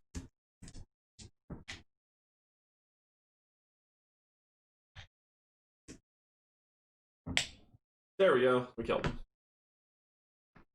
And they only hit us once. That's interesting. I need to be able to add that. Okay, so I think your luck from the first KDM game already skews the results against you. Well, we're down to 2 people on KDM. William Butcher was very... Yes, Butcher was mean. Alright, so let's get into what happens next. So, vampires attacked us. We walked in there. We were tough. We were good.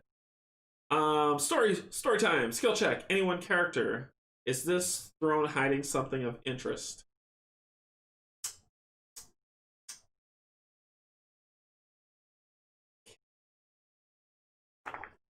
Who has awareness? You do. Guess what you get to do? You get to roll. It went cocked on the side. So 5, 6, 7. 6. -1. Nope. Nope, the story. It's the whole... Oh, no, that's supplies, the other thing, so it's not -1. I did pass. You spot a well-concealed button in the base of the throne. You press it, and the throne slides forward, revealing a ladder leading down into the darkness. You climb down the ladder. Why am I reading without my glasses? So I'm like, why am I squinting?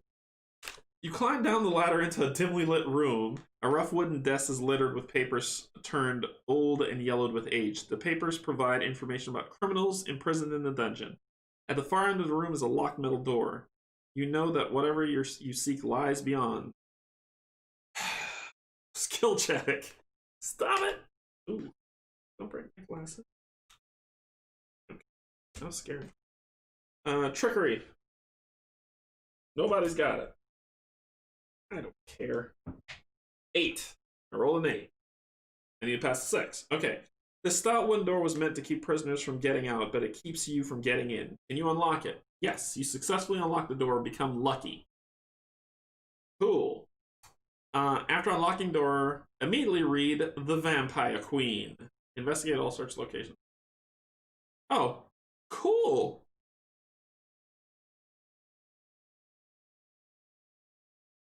I didn't spring the trap, so I don't fight. I'm at the affliction. Alright. So let's see what happens. The Vampire Queen. After you unlock the dungeon door, you push the door open to see a red-haired woman kneeling down next to a man. Her back is to you, so you cannot see her face. This is like Resident Evil, right? The man, prone on the ground, writhes in pain. His eyes look to you, spread wide in horror. The woman turns her head to look back at you. Her features are delicate with a dark sensuality. It's not like Resident Evil, but it is. She smiles like greeting a long-lost friend, blood dripping from her lips. She abandons the man unceremoniously on the ground, where he quickly bleeds out the remainder of his life. I mean, she could have laid him down. Rising with an unnatural grace, you see she is adorned in richly colored robes of thick, soft fabric that dances with her every movement. She speaks lustily. I've been waiting for you. I know of your plans to stop my brood from their harvest, but you are too late. I dispatched them shortly before you arrived. She continues to speak in a voice growing louder with intensity and purpose as she advances towards you with supernatural speed. Stay with me, and I will whisper sweet promises into your ears as I drink your life away. Come, spend eternity with me. And we fight. Defeat all foes. She is an affliction. So, we've got a couple stuff to do. There's a lot of things to do to fight this affliction. Okay, so let's set it up.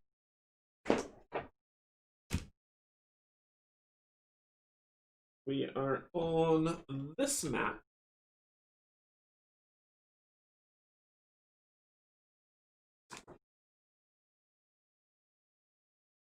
Why?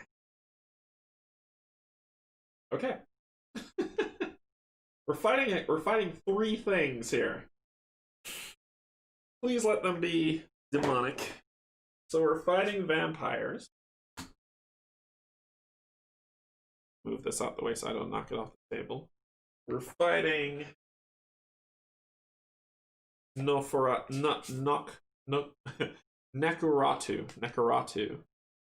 And we're fighting the Affliction. Orinthia, the Blood Queen. Let's move this. So that's who we're taking on. So we've got vampires. 1 and 2. Who are located here and here.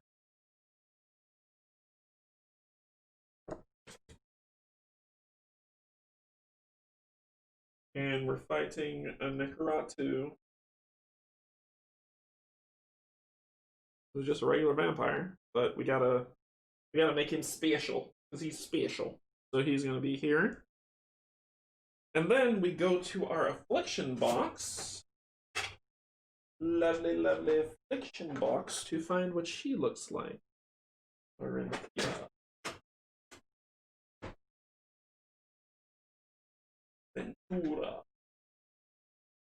Here she is. This is her lovely, lovely mini. Go. That's the mini. Her hand all over her face, covering who she is with her hands waving back. That is our Affliction. She is here. Then we've got actually some locked doors. We got a locked door here, a locked door here. We've got why this is here, I don't know, but it's there anyway. And we've got another clue down here. We've got a switch over here, and a switch over here, and I'm assuming that unlocks these gates. Yeah.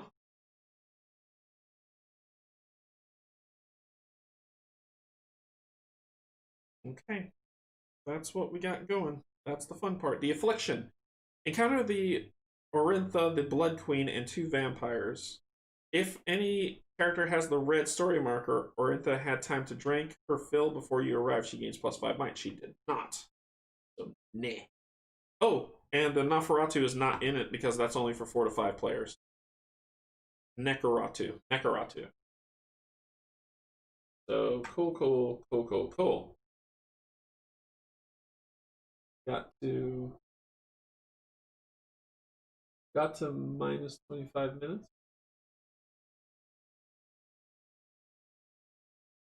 And then follow up. Okay, so it's dim light.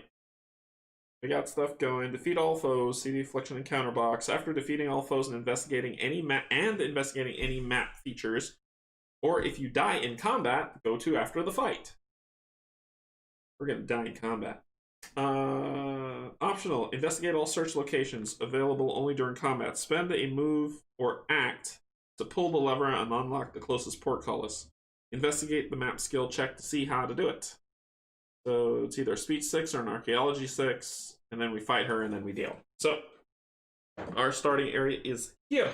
So we are Balehook. I'm gonna take a rest before we, like after we killed, we just kind of sat back for some rest. So I'm gonna take my rest for this chapter. So it's gonna be, I get 4. So he will be at 21. Just before we got into this fight, we will take a breather. And he'll be back up. She will -3 max Vita, so she is actually at max, and she will get back her 6. You know what's coming out.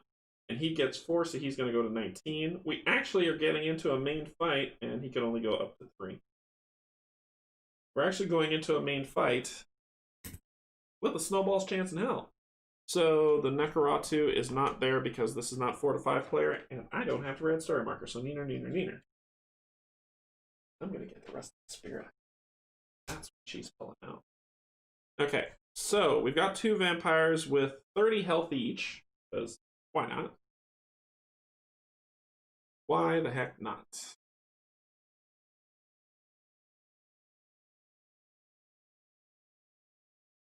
And she has 49.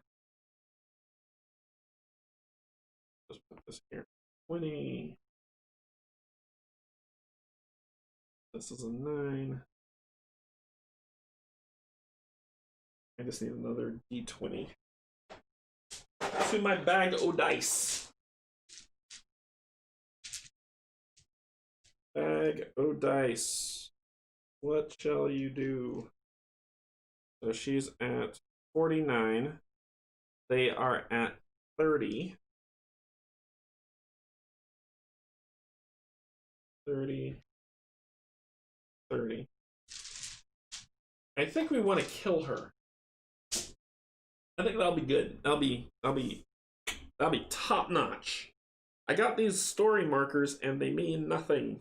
They have not helped me in any way possible.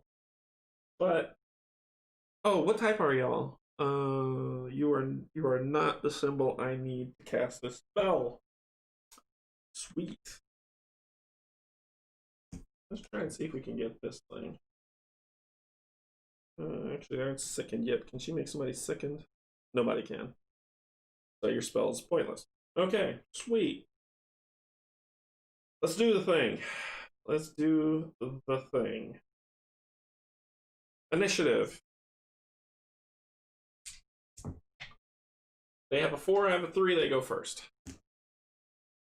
Oh wait, I'm lucky. I'm lucky. What does lucky mean? Please lucky says lucky something good. It seems that luck favors the foolish, and those are risk. Gain +1 trickery and +1 to all search rolls. Nope, they go first. So they stride 6. 1, 2, 3, 4. Yeah. 1, 2, 3, 4. Yeah. So they're gonna attack, and then she's melee only. So she moves 5. 1, 2, 3, 4, 5. Okay, she is not ranged. They're gonna start smacking about for a 77 on you, boy. A 7, the fog. The vampire transforms into a thick fog and suffocates you, causing 2d4 damage. Lose your next turn. Sweet. So he loses 6 health, because, and goes down to 15, and his turn is lost, because we're gonna die. Then the next vampire is gonna attack him for 94. Lose 4 Vita and then pass phase 7 or suffer -10 defense until the vampire is destroyed.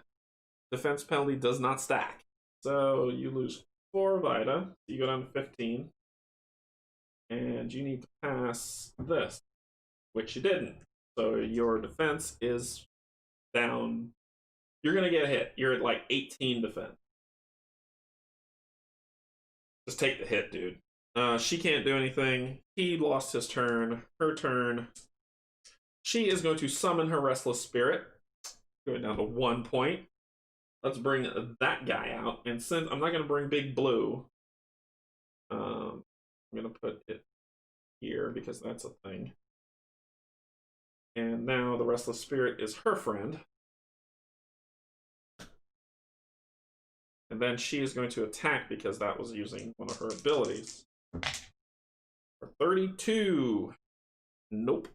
Nowhere in the world has that ever worked.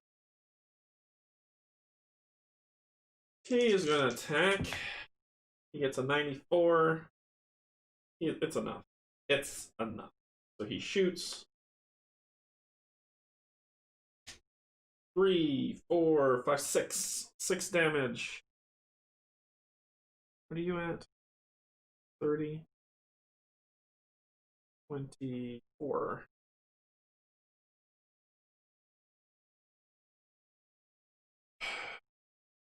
And the pain continues. 95.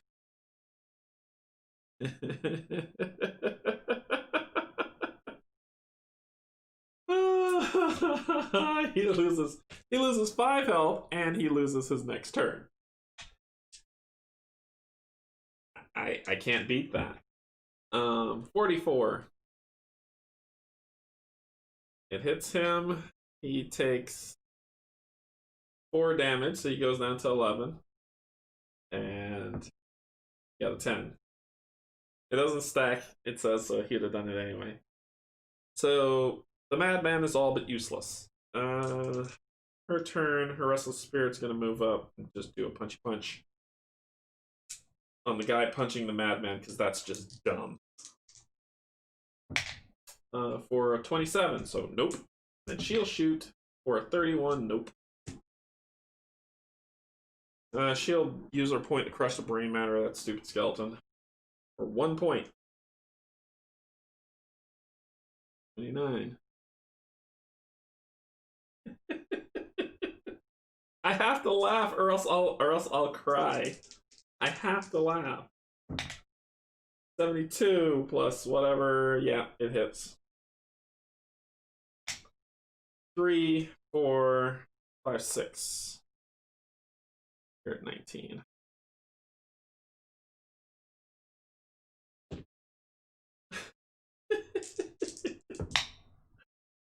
$65.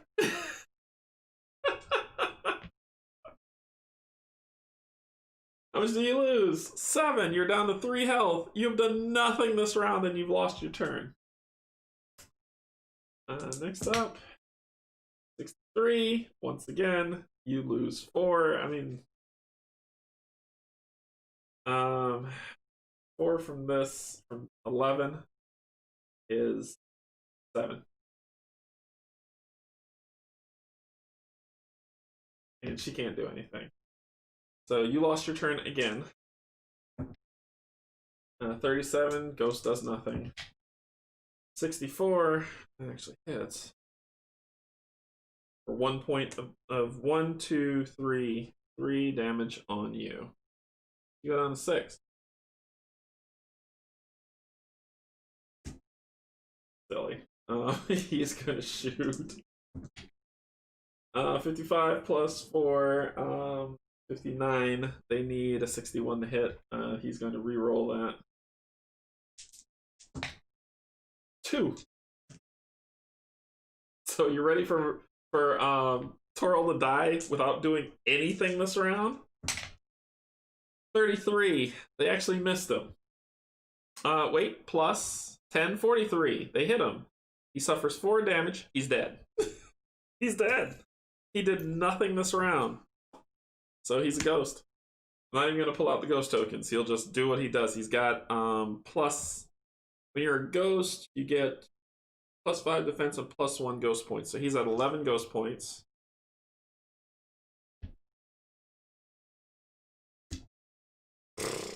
Doesn't have this. Okay. Yeah, that happened. So that's over with. She's going to attack the Delta 63. Torment, feeling horrible. Nope, nope, nope, nope. Feasting. Lose 2d4 Vita. And it has 20 health. It has 15 health. So it has 15 health. So we'll do this and this to outline 15. And then it's our turn. You finally get to go because you're no longer... But you rolled a 28, so pointless.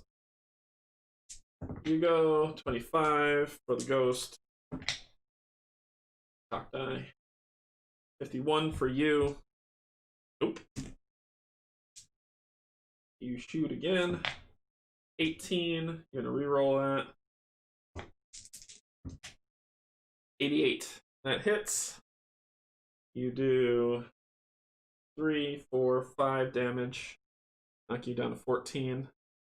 If they're gonna stun me every time, I can't win. So their turn. So he's a ghost. So 64. So you're gonna lose.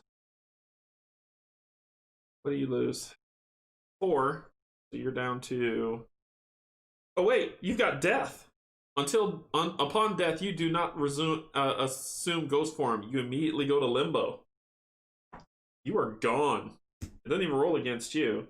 It means it's rolling against him. This would move up. And she would move up to attack that guy. So, that was 64. So 4 to hit you. You lose 4. You're down to 3. And you need to roll. Oh, you're already low. Doesn't matter. Then she's going to attack you.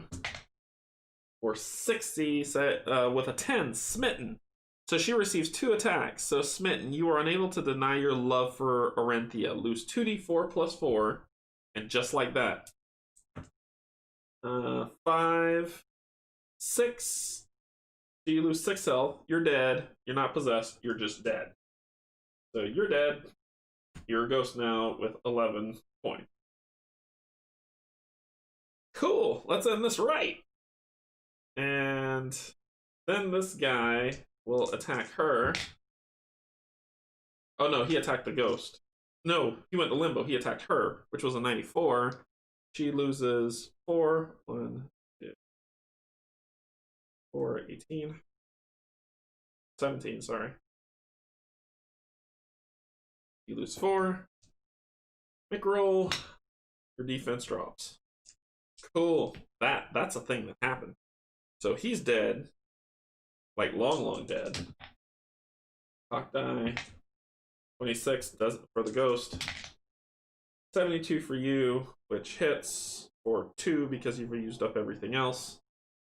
Good enough. 14. You're a ghost. You don't go to limbo. So you can roll. 15. Can't re-roll that. Bad tarot. 66. So you hit for 2d4 for 5 damage. You're down to 6 ghost points. And you lose your next turn. You're going to attack her for 33 plus 10, 43. You lose, so you go down to, you lose 4. So you go down to 9. This one is expected. This one exactly is expected. Then she's going to attack for a big 10 for 2d4. So is he going to limbo? 5 plus 1, 6. Yes, he is. He is in limbo. Alright, so that's the end of that. Her turn. Ghost. 69, which hits. So on a 9. Drain, soul drain. Lose 2d4. And, well, 2d4 plus 1d4.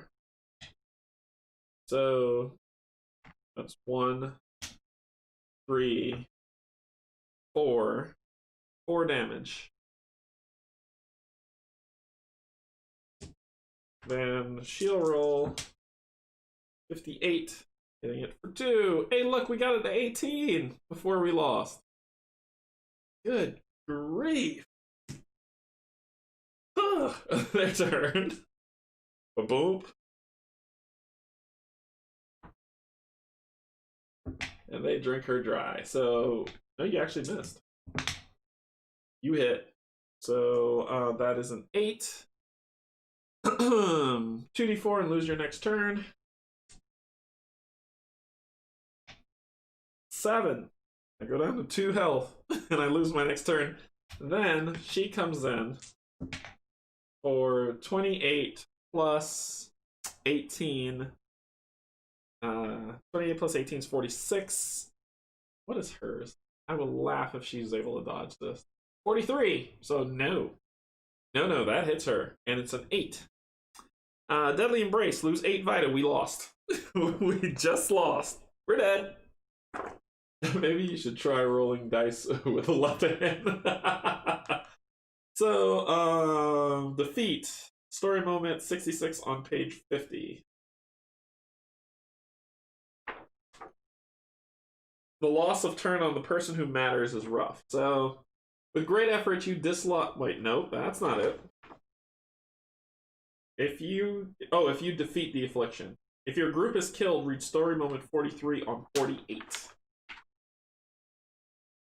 You awaken in the gypsy camp in Ostelink, confused about what has transpired. The town of Ostelink is almost completely devoid of life, with the exception of the occasional townsman leaving for safer lands with a packed wagon trailing them. The gypsies found you half dead and drained of considerable amount of blood. They transported you back to their caravan, and you were able to bring back from the brink of death. So we lose this story token. Go on. He's in limbo. I don't know. It says on death and dying, follow the rules of total group death.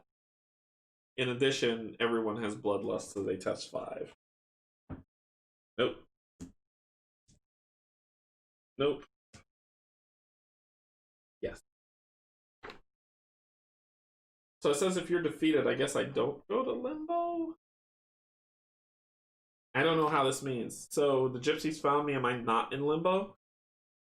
I don't know. Maybe we should just... Maybe we should send the gypsies to fight this. Oh, boy. Alright. We're at the end. We're at the end, good people. So let's do the final battle. We awaken Osterlink, beaten, bloodied, and all the thing. Alright, so I can only go with what it says that we awaken in the gypsy camp if we're defeated. So he's not in limbo. But we lose stuff. We get our health back. The last tarot card comes out. 1, 2, 3. 1, 2, 3, 4, 5, 6. So it would go to you. Right? Yeah. Yeah, so go to you. Whatever. You got it. You got it. All tarot cards are out. That's our life right now. 25.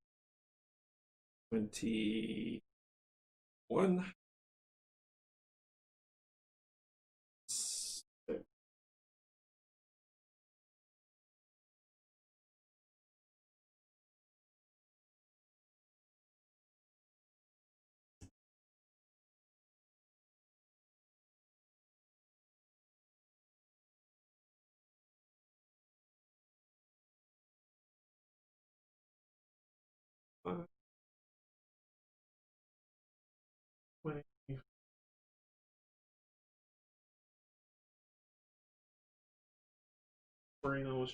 6. Twenty. 25, 24, 23. 23. 3. Okay. That was a thing that happened. That was just a thing that happened. Okay. This is still in effect. Let's read what happens next. Means impure from Romanian in terms of evil, something very evil. Nekuratu means... Oh, I didn't know that. Thank you for... I didn't know that. I learned something today. That's pretty cool. Continue to chapter 3. The Heart Awakens. Travel to Osterlink. Guess where I am? Because I woke up in the gypsy camp in Osterlink. You travel to the farm as quickly as you can, hoping you are not too late. You see vampires beginning to rip crows from their sticks and tear them to shreds. Wilfred's grandson and his family are peering out of the upstairs window, their eyes full of despair. There is still time to save them. The leader of the vampires, a Nakaratu, regards you with cold, blood-draining stare. It says, "My queen has failed to destroy you. I will remedy that immediately." So, this is the final fight. And it's not against a... affliction against a Nakaratu. Defeat all foes. Return the heart to the stickman by focusing all your willpower and completing it for an occult check +1. And if I have the yellow marker, good stuff happens, but I do not. So, no go. So, 1 Nakaratu, 2 vampires, and 2 flesh-eating ghouls. Yeah. That's a thing. Alright, so final map. Final map. Where are my map? Oh. Final map.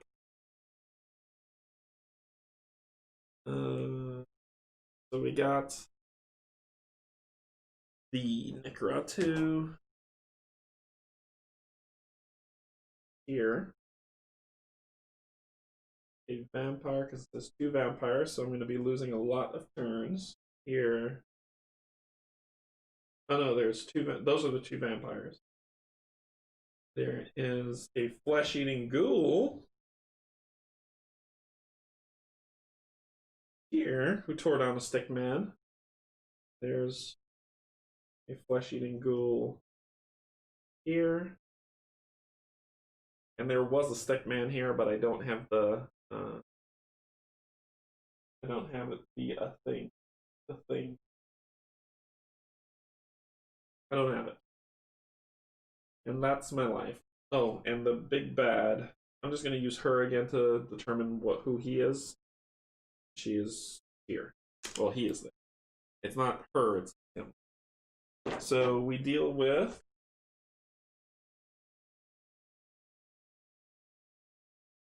and I get my summoned spirits back. So we deal with that. We deal with vampires. And we deal with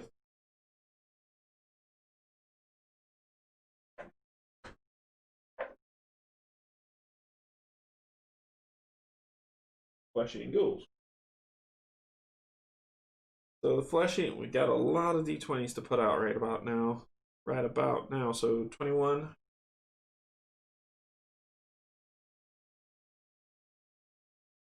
That is not a 20. That is 21.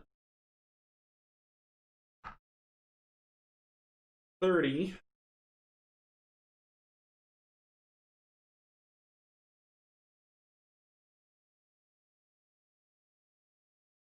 30. And he has 36 health. He gets the gold die.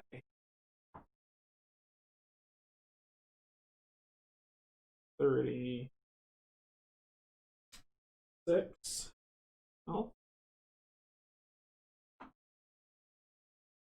And we start off here. Back up. Back 4. Here. And here. Who goes first, I wonder? They do. Hey, this is a rehash of what happened last time. So, all their strides, it moves 5. 1, 2, 3, 4, 5. You get right here up in his face. You come right here. You get to move 6. 1, 2, 3, 4, 5. So, and then you get to move 6. All right, let's make this quick. Let's make this quick. So he's getting attacked 3 times. Whatever. Let's go. I always go from left to right.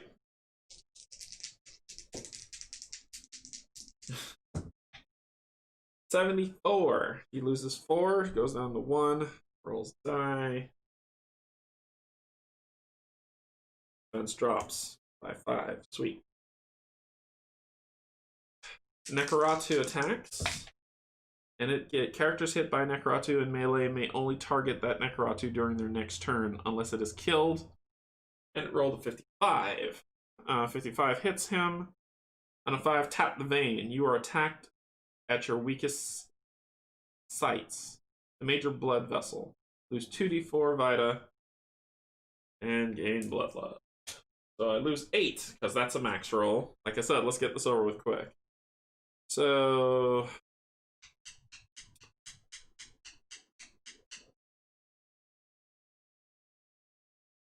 $13. He's down 13 health. Solid. Solid plan. And he can only attack right? And bloodlust. Nope, he's good. Well, yeah, he survived bloodlust, so he doesn't get it. Okay. So then the other one, I'm just gonna step him in. This is stupid. So then the other one attacks for 83. You lose 4 more. You are down to 9 health. And you need to roll it. It doesn't stack, doesn't matter. Okay. Then this one attacks for an 88. So death rattle. Any adjacent creatures, what is that guy? Lose 2d4 and make a nerve check. Max damage. Min damage, 2. Huh. Who knew? Okay, and then make a nerve check. 1. Wheat. I'm gonna re-roll that. There we go, passed it. Okay, so then it is our turn. The story marker would have passed to her. She is going to summon her restless spirit for story 3, the finale. Bring that bad boy back in. About here. And then she is going to attack. 42 plus 3. I hit no one. I hit no one. He is going to shoot 6. He already used his reroll for the damage turn. And then the madman 55. Nope. Nope. Straight up miss. Oh wait, 10, 65. That does hit. Oh my gosh. I almost messed that up. 5 damage. He go to 25, and then he will bite you again. He'll bite you this time. Okay. I mean, you know I'm gonna lose this, right? So it's their turn. He's probably gonna move back this way because that wasn't cool. Alright, so it's their turn. Up. We're here. 1, 3, 4, 5. Alright, let's make it a party.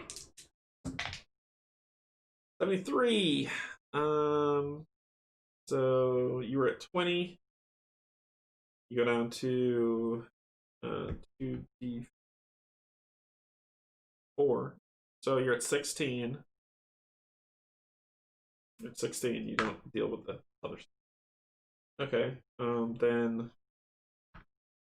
you for 13 plus 15. What is the rest of the spirits?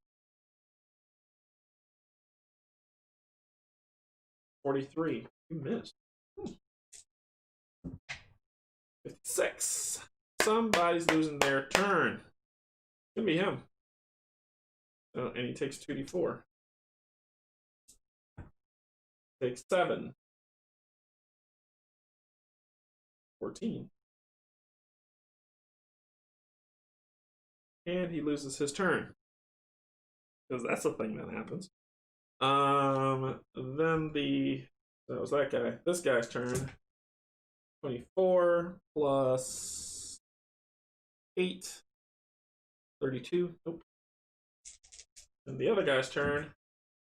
23. Yes. Okay. Survived another round. Her turn. Dude's gonna attack for 17. No, he's not. She's gonna attack. Cock die, even though that was a 90, it was cock die. 16. Trash. He's gonna attack 77. 8. So he's gonna shoot the guy next to him because that's the guy biting his face off. He'll shoot this one, the vampire. Oh no, he lost his turn. He lost his turn. That didn't happen. 15, miss. 97, hit. That was this one. 97, tap the vein. So 7, you were already down to, you're down to 16, so 7, you're down to, wait, you're down to 15, so you have 8 health left. Next one attacks. That's a 10. Death rattle, she loses 2d4. 3. 15.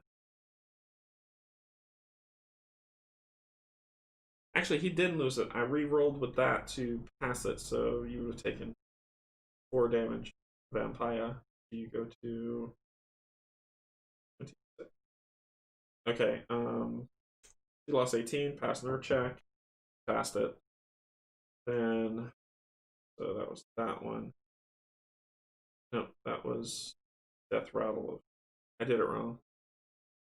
She's supposed to lose 6. 21, 15. She'd gone to 15 and gained Bloodlust. She had to test 6. She rolled a 7, so she's fine. Then this thing attacked.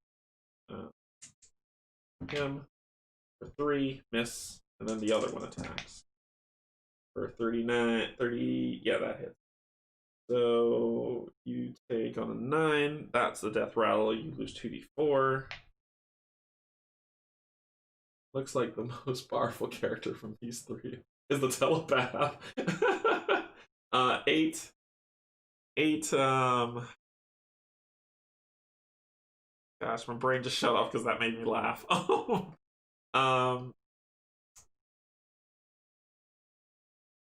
6. He's down to 6 health. Okay. Now it's our turn again. 53 plus 10, 63. Actually, he'd probably move here. And then 63 will hit the vampire. He'll do, start biting this thing. 4 damage. You're down to 19. I just got to 19 with this creature. Who could win this fight? Who can? Probably a better party than me. A better person than me for sure. And then he'll bite for 3, taking you down to 16. A way better person than me. Alright.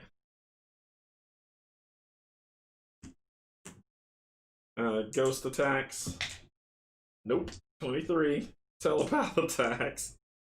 Telepath attacks. 93. That was my last count. Lantern fire. That's 1, 2, 3 damage on that same guy, taking him down to 13. We're gonna claw our way out of this pit, or die trying. One of the two. Alright, so 19. He will re-roll that trash. 83. There we go. We will take 3, 4, 5, 6 damage. Hey, I got you to 20. Clawing out. We're clawing our way out of this. And he has 1 shot. Are any of the... Nope, they're all vampires. None of them are the affliction I need to hurt. Okay.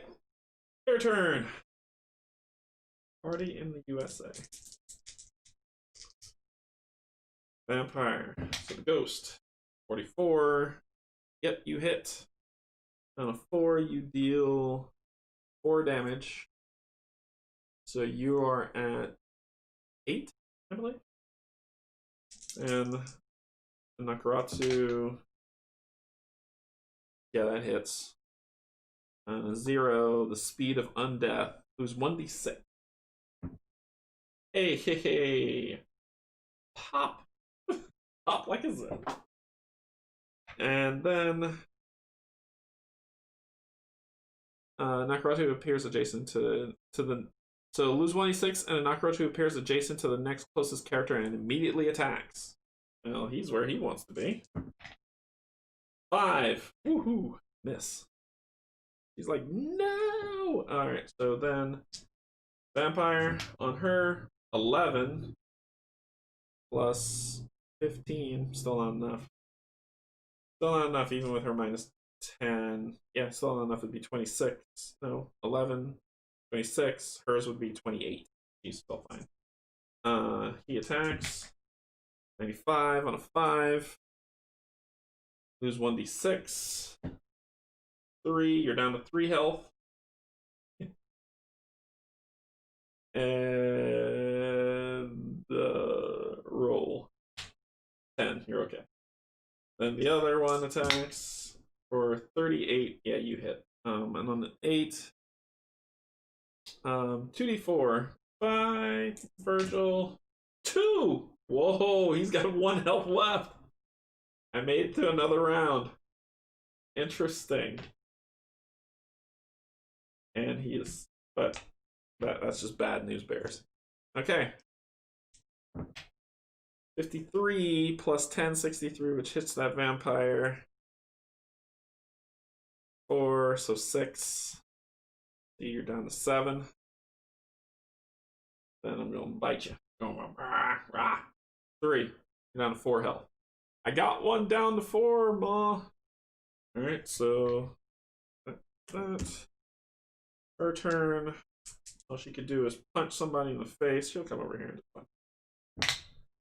For 5. For 5. She punches him for 5. She's going to use her telepathic ability to get 1 point on him, taking him down to 3. Because, you know, a 4 would have killed him outright. Getting rid of this ability. And your turn. This is your last shot. Which is a 1. Your weapon breaks. Nope. We're gonna spend our last to re-roll that. 79. Thank Maker. Okay, so that was your last shot. 4, 5, 6, 7 damage. We knocked you down to 13. You were up and almost broke. But now it doesn't matter because it's out of gas. 24 plus 15, 39. That just hits his. That just hits him. He takes 4 damage, so he goes down to 5 health. And you will. Let's see if you can hold up your defense.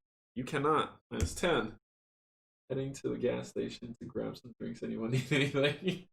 If I don't laugh away the pain, I'll cry. I need better rolls, Steven. I need better rolls. 45. That hits her. She's at a minus 10. So on a 5 on Nakaratu, tap the vein, 2d4. We're going for max damage here. 4. So she's down to 11. Then poor Virgil. 27. He's down to a 28 plus. That hits on a 7 for a vampire. 2d4. Bye, Virgil. Bye, Virgil. And you get 11.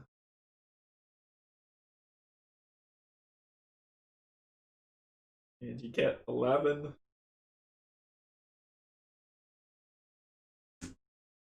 Then you get hit by the zombies. 55. Yep. 4 damage. You go down to 5. Sorry, 7. 6. Nope, 6 is 10. 7. 11. 7. And the other one. 55. 4 more, so you're down to 3 ghost points. Bye, Virgil. Our turn. Madman rolls a 27, because why not? He rolls a 78 for 2 damage on this guy, take him down to 1 health. You know what would have been great? Alright, so then this turn it goes for him. 77, that does hit. I'm going to spend, I have 3 ghost points left before I vanish into the ether. So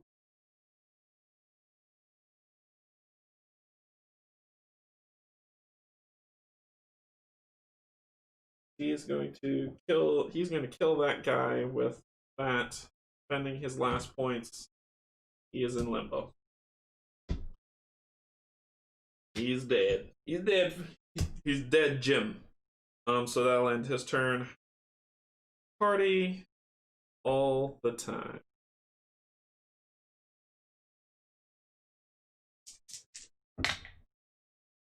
$61 that hits. She takes 1d6. 1 damage. She's down to 10. And will she be? No, that's a lie. Yeah. Oh, nope, that's right. Will she be second? Yes, she will. So she's second. So now she rolls with disadvantage no matter what. Then the other ghoul attacks. 46. Yeah, that hits. She loses 4. She's down to 6 health. I mean, you all see how this is going. And then Nakaratu attacks. 4. That hits. Form into a blood-soaking. The Nakaratu transforms into a swarm of blood-sucking bats, which drain you for 1d6 before he regains his form. Gain the infection token. You take 5. You're down to 1 health, milady. And then the last vampire, well, the other vampire, an 11 plus 15, 26. Still not enough with her minus 10. All right. Okay. Nope, that's a 12. He rolls disadvantage. She rolled 100. I rolled 100. And a 79. She still hits for 2. 100 would have been great. But she hits for 2. And she'll hit. This guy's that guy, so this guy's that guy. So she hits him for. He is down to 11. Pull these together so I don't misplace them. Oh, actually, no, that's wrong. Here. You've been at 13. I'll keep it away. Either way. I had 100. Their turn!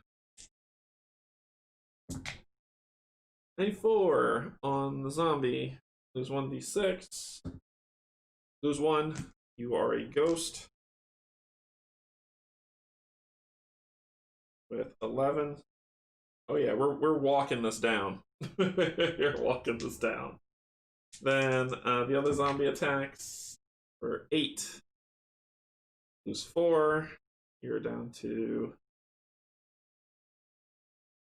7. We're all going to limbo tonight.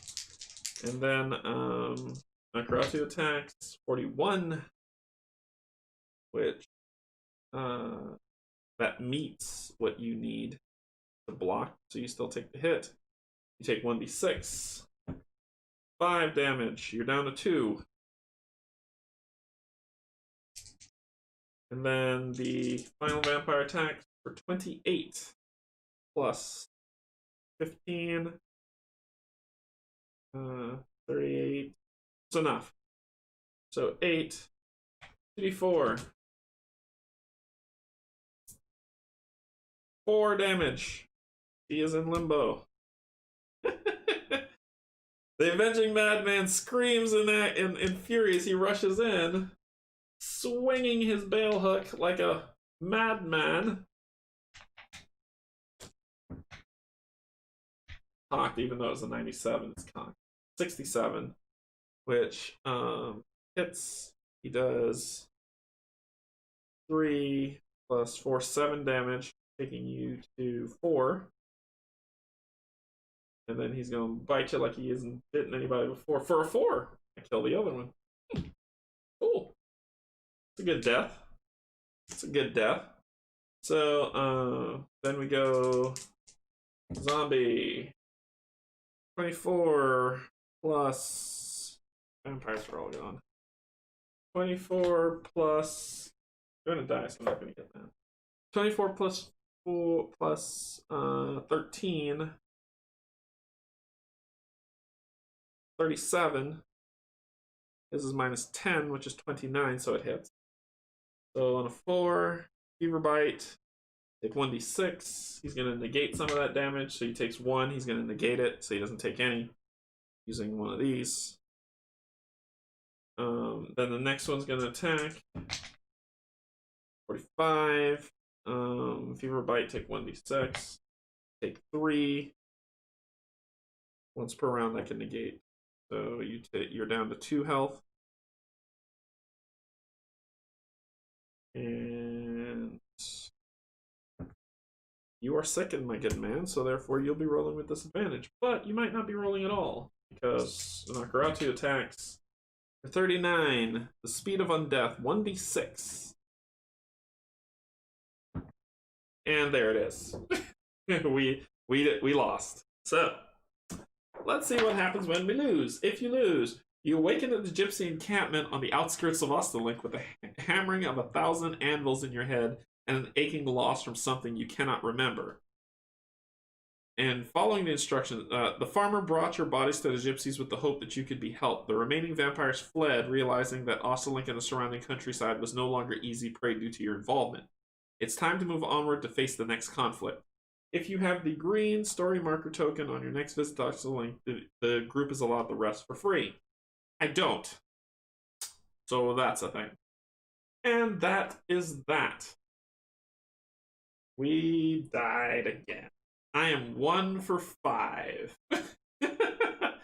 So the next one is the finale, which is Origins of the Flame, and that's finale for the base game, and then we're gonna go into Dark Tales and play that one. Dark Tales, woo! And we'll play that one. So this one looks to be an interesting fight. And we fight an affliction. How many affliction? 2 affliction. 3 affliction in this fight. In the finale, we fight 3 affliction. Fun times ahead. This land is lost. Okay? So let's go up, have a chat, and talk about what's the things to come. Alright. Okay, I died. A lot. It happens in this game. I died. I had fun though, but I died. But I had fun. So, what's to come? Let's see. Shucks is going on still today. Today's the last day of Shucks, so go over there, check it out, chat with Julia Hearn is in there for doing playing through Lost Ones, and she'll play any game you like. But cool, hop in there. I'm gonna hop in there and chat with her for a little bit and play some games. Other than that, Monday, Gloomhaven.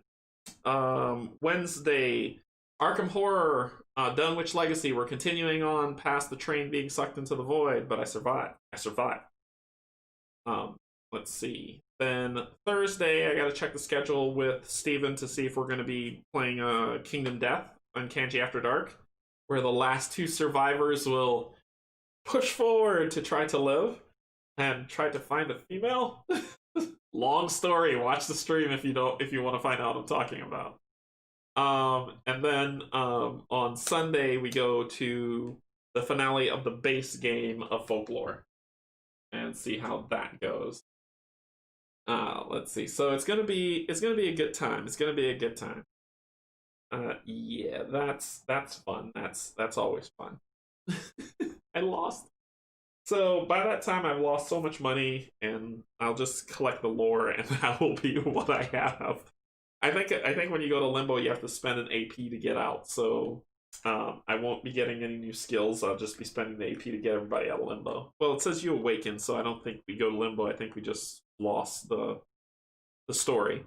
So we'll do the final story, like I said, next Sunday, and have fun with that. Other than that, was other 4 similar? Yes, no, haven't launched yet. The other 4 were at, the first one I won. So I beat Aetherian, the werewolf. Then the rest of them I lost. So this game kind of pushes you a little much for losing. It doesn't seem like you can yeah. Once you lose hard. You definitely lose hard. I think like I would go to for people who are going to play this game who just want to play it raw and like the challenge, go for it. For people who are like, man, this game is punishing or brutal, it's supposed to be, but fun. But they have been some homebrew rules that have been created to make the game a lot more digestible. So if you go onto Board Game Geek and go into their forums, there is a large slew of people who've created rules to make this game more digestible. I guess more so to say for people who are like, man, this game is punishing. So I'm just playing it. The only thing that I've added two rules that are not part of rules as written for the core game. One, I added heirlooms, which is in the Dark Tales expansion and Tales of the Spire. And two, I've made a home rule that when we die, we don't lose our base weapons because the couple playthroughs I lost the base weapons and I was all but useless the entire fight. So I asked on Facebook and I said, "Hey, what do you want to, what can we do to mitigate some of this stuff?" And they said, "Home rule that you don't lose base weapons." I was like, "Cool, I'll do that." But there are other home rules, homebrewed rules that help with making the game not as punchy to the face, more as punchy to the kidney, but it still helps, right? It still helps play the game to where you're not like, okay, I lost, I can't recover from this, I'm screwed. I think one of the rules I saw was that you actually refresh all your life after you finish an encounter so that you can at least face that. I mean, but there are other rules out there. Check them out. See which one fits best for you or you and or your group, and use that. And just enjoy the game. I mean, it's a fun game. It's a lot of fun. I enjoyed immensely. I love the story. My dice are what they are. As long as there's a dice-based game, I'm going to roll poorly on it. But we will recover and we will have fun. And we'll always meet back here where it's fun, where it's great. So, other than that, I think that's all I got for you today. See you tomorrow during Gloomhaven. And yeah, thank you so much. Patrons! Thank you! Thank you, patrons. My camera died that I had, so I made another I moved the camera closer to my other roll tray. But when OBS actually acted really funky, so I had to restart it, and with that, the camera didn't come back up. So I'll try to work that out and fix it. Technology is hard. Other than that, I'm looking for other things to help spoof this up. I am on the hunt for, well, I won't be on the hunt for a table until I move in February, and then I'll be on a hunt for a table. And I will have a table minus the tiny table that you see here to play on, which will be fun. And then the technology challenges that go along with that. Other than that, I think that's all I got. Patrons, thank you. Love you so much. Subscribers, thank you so much for subscribing. I hope you've enjoyed the streams. I know my dice rolling is awful, but I still hope you've had fun watching. I really do. And take care and insert comment. See you later, everybody. Bye.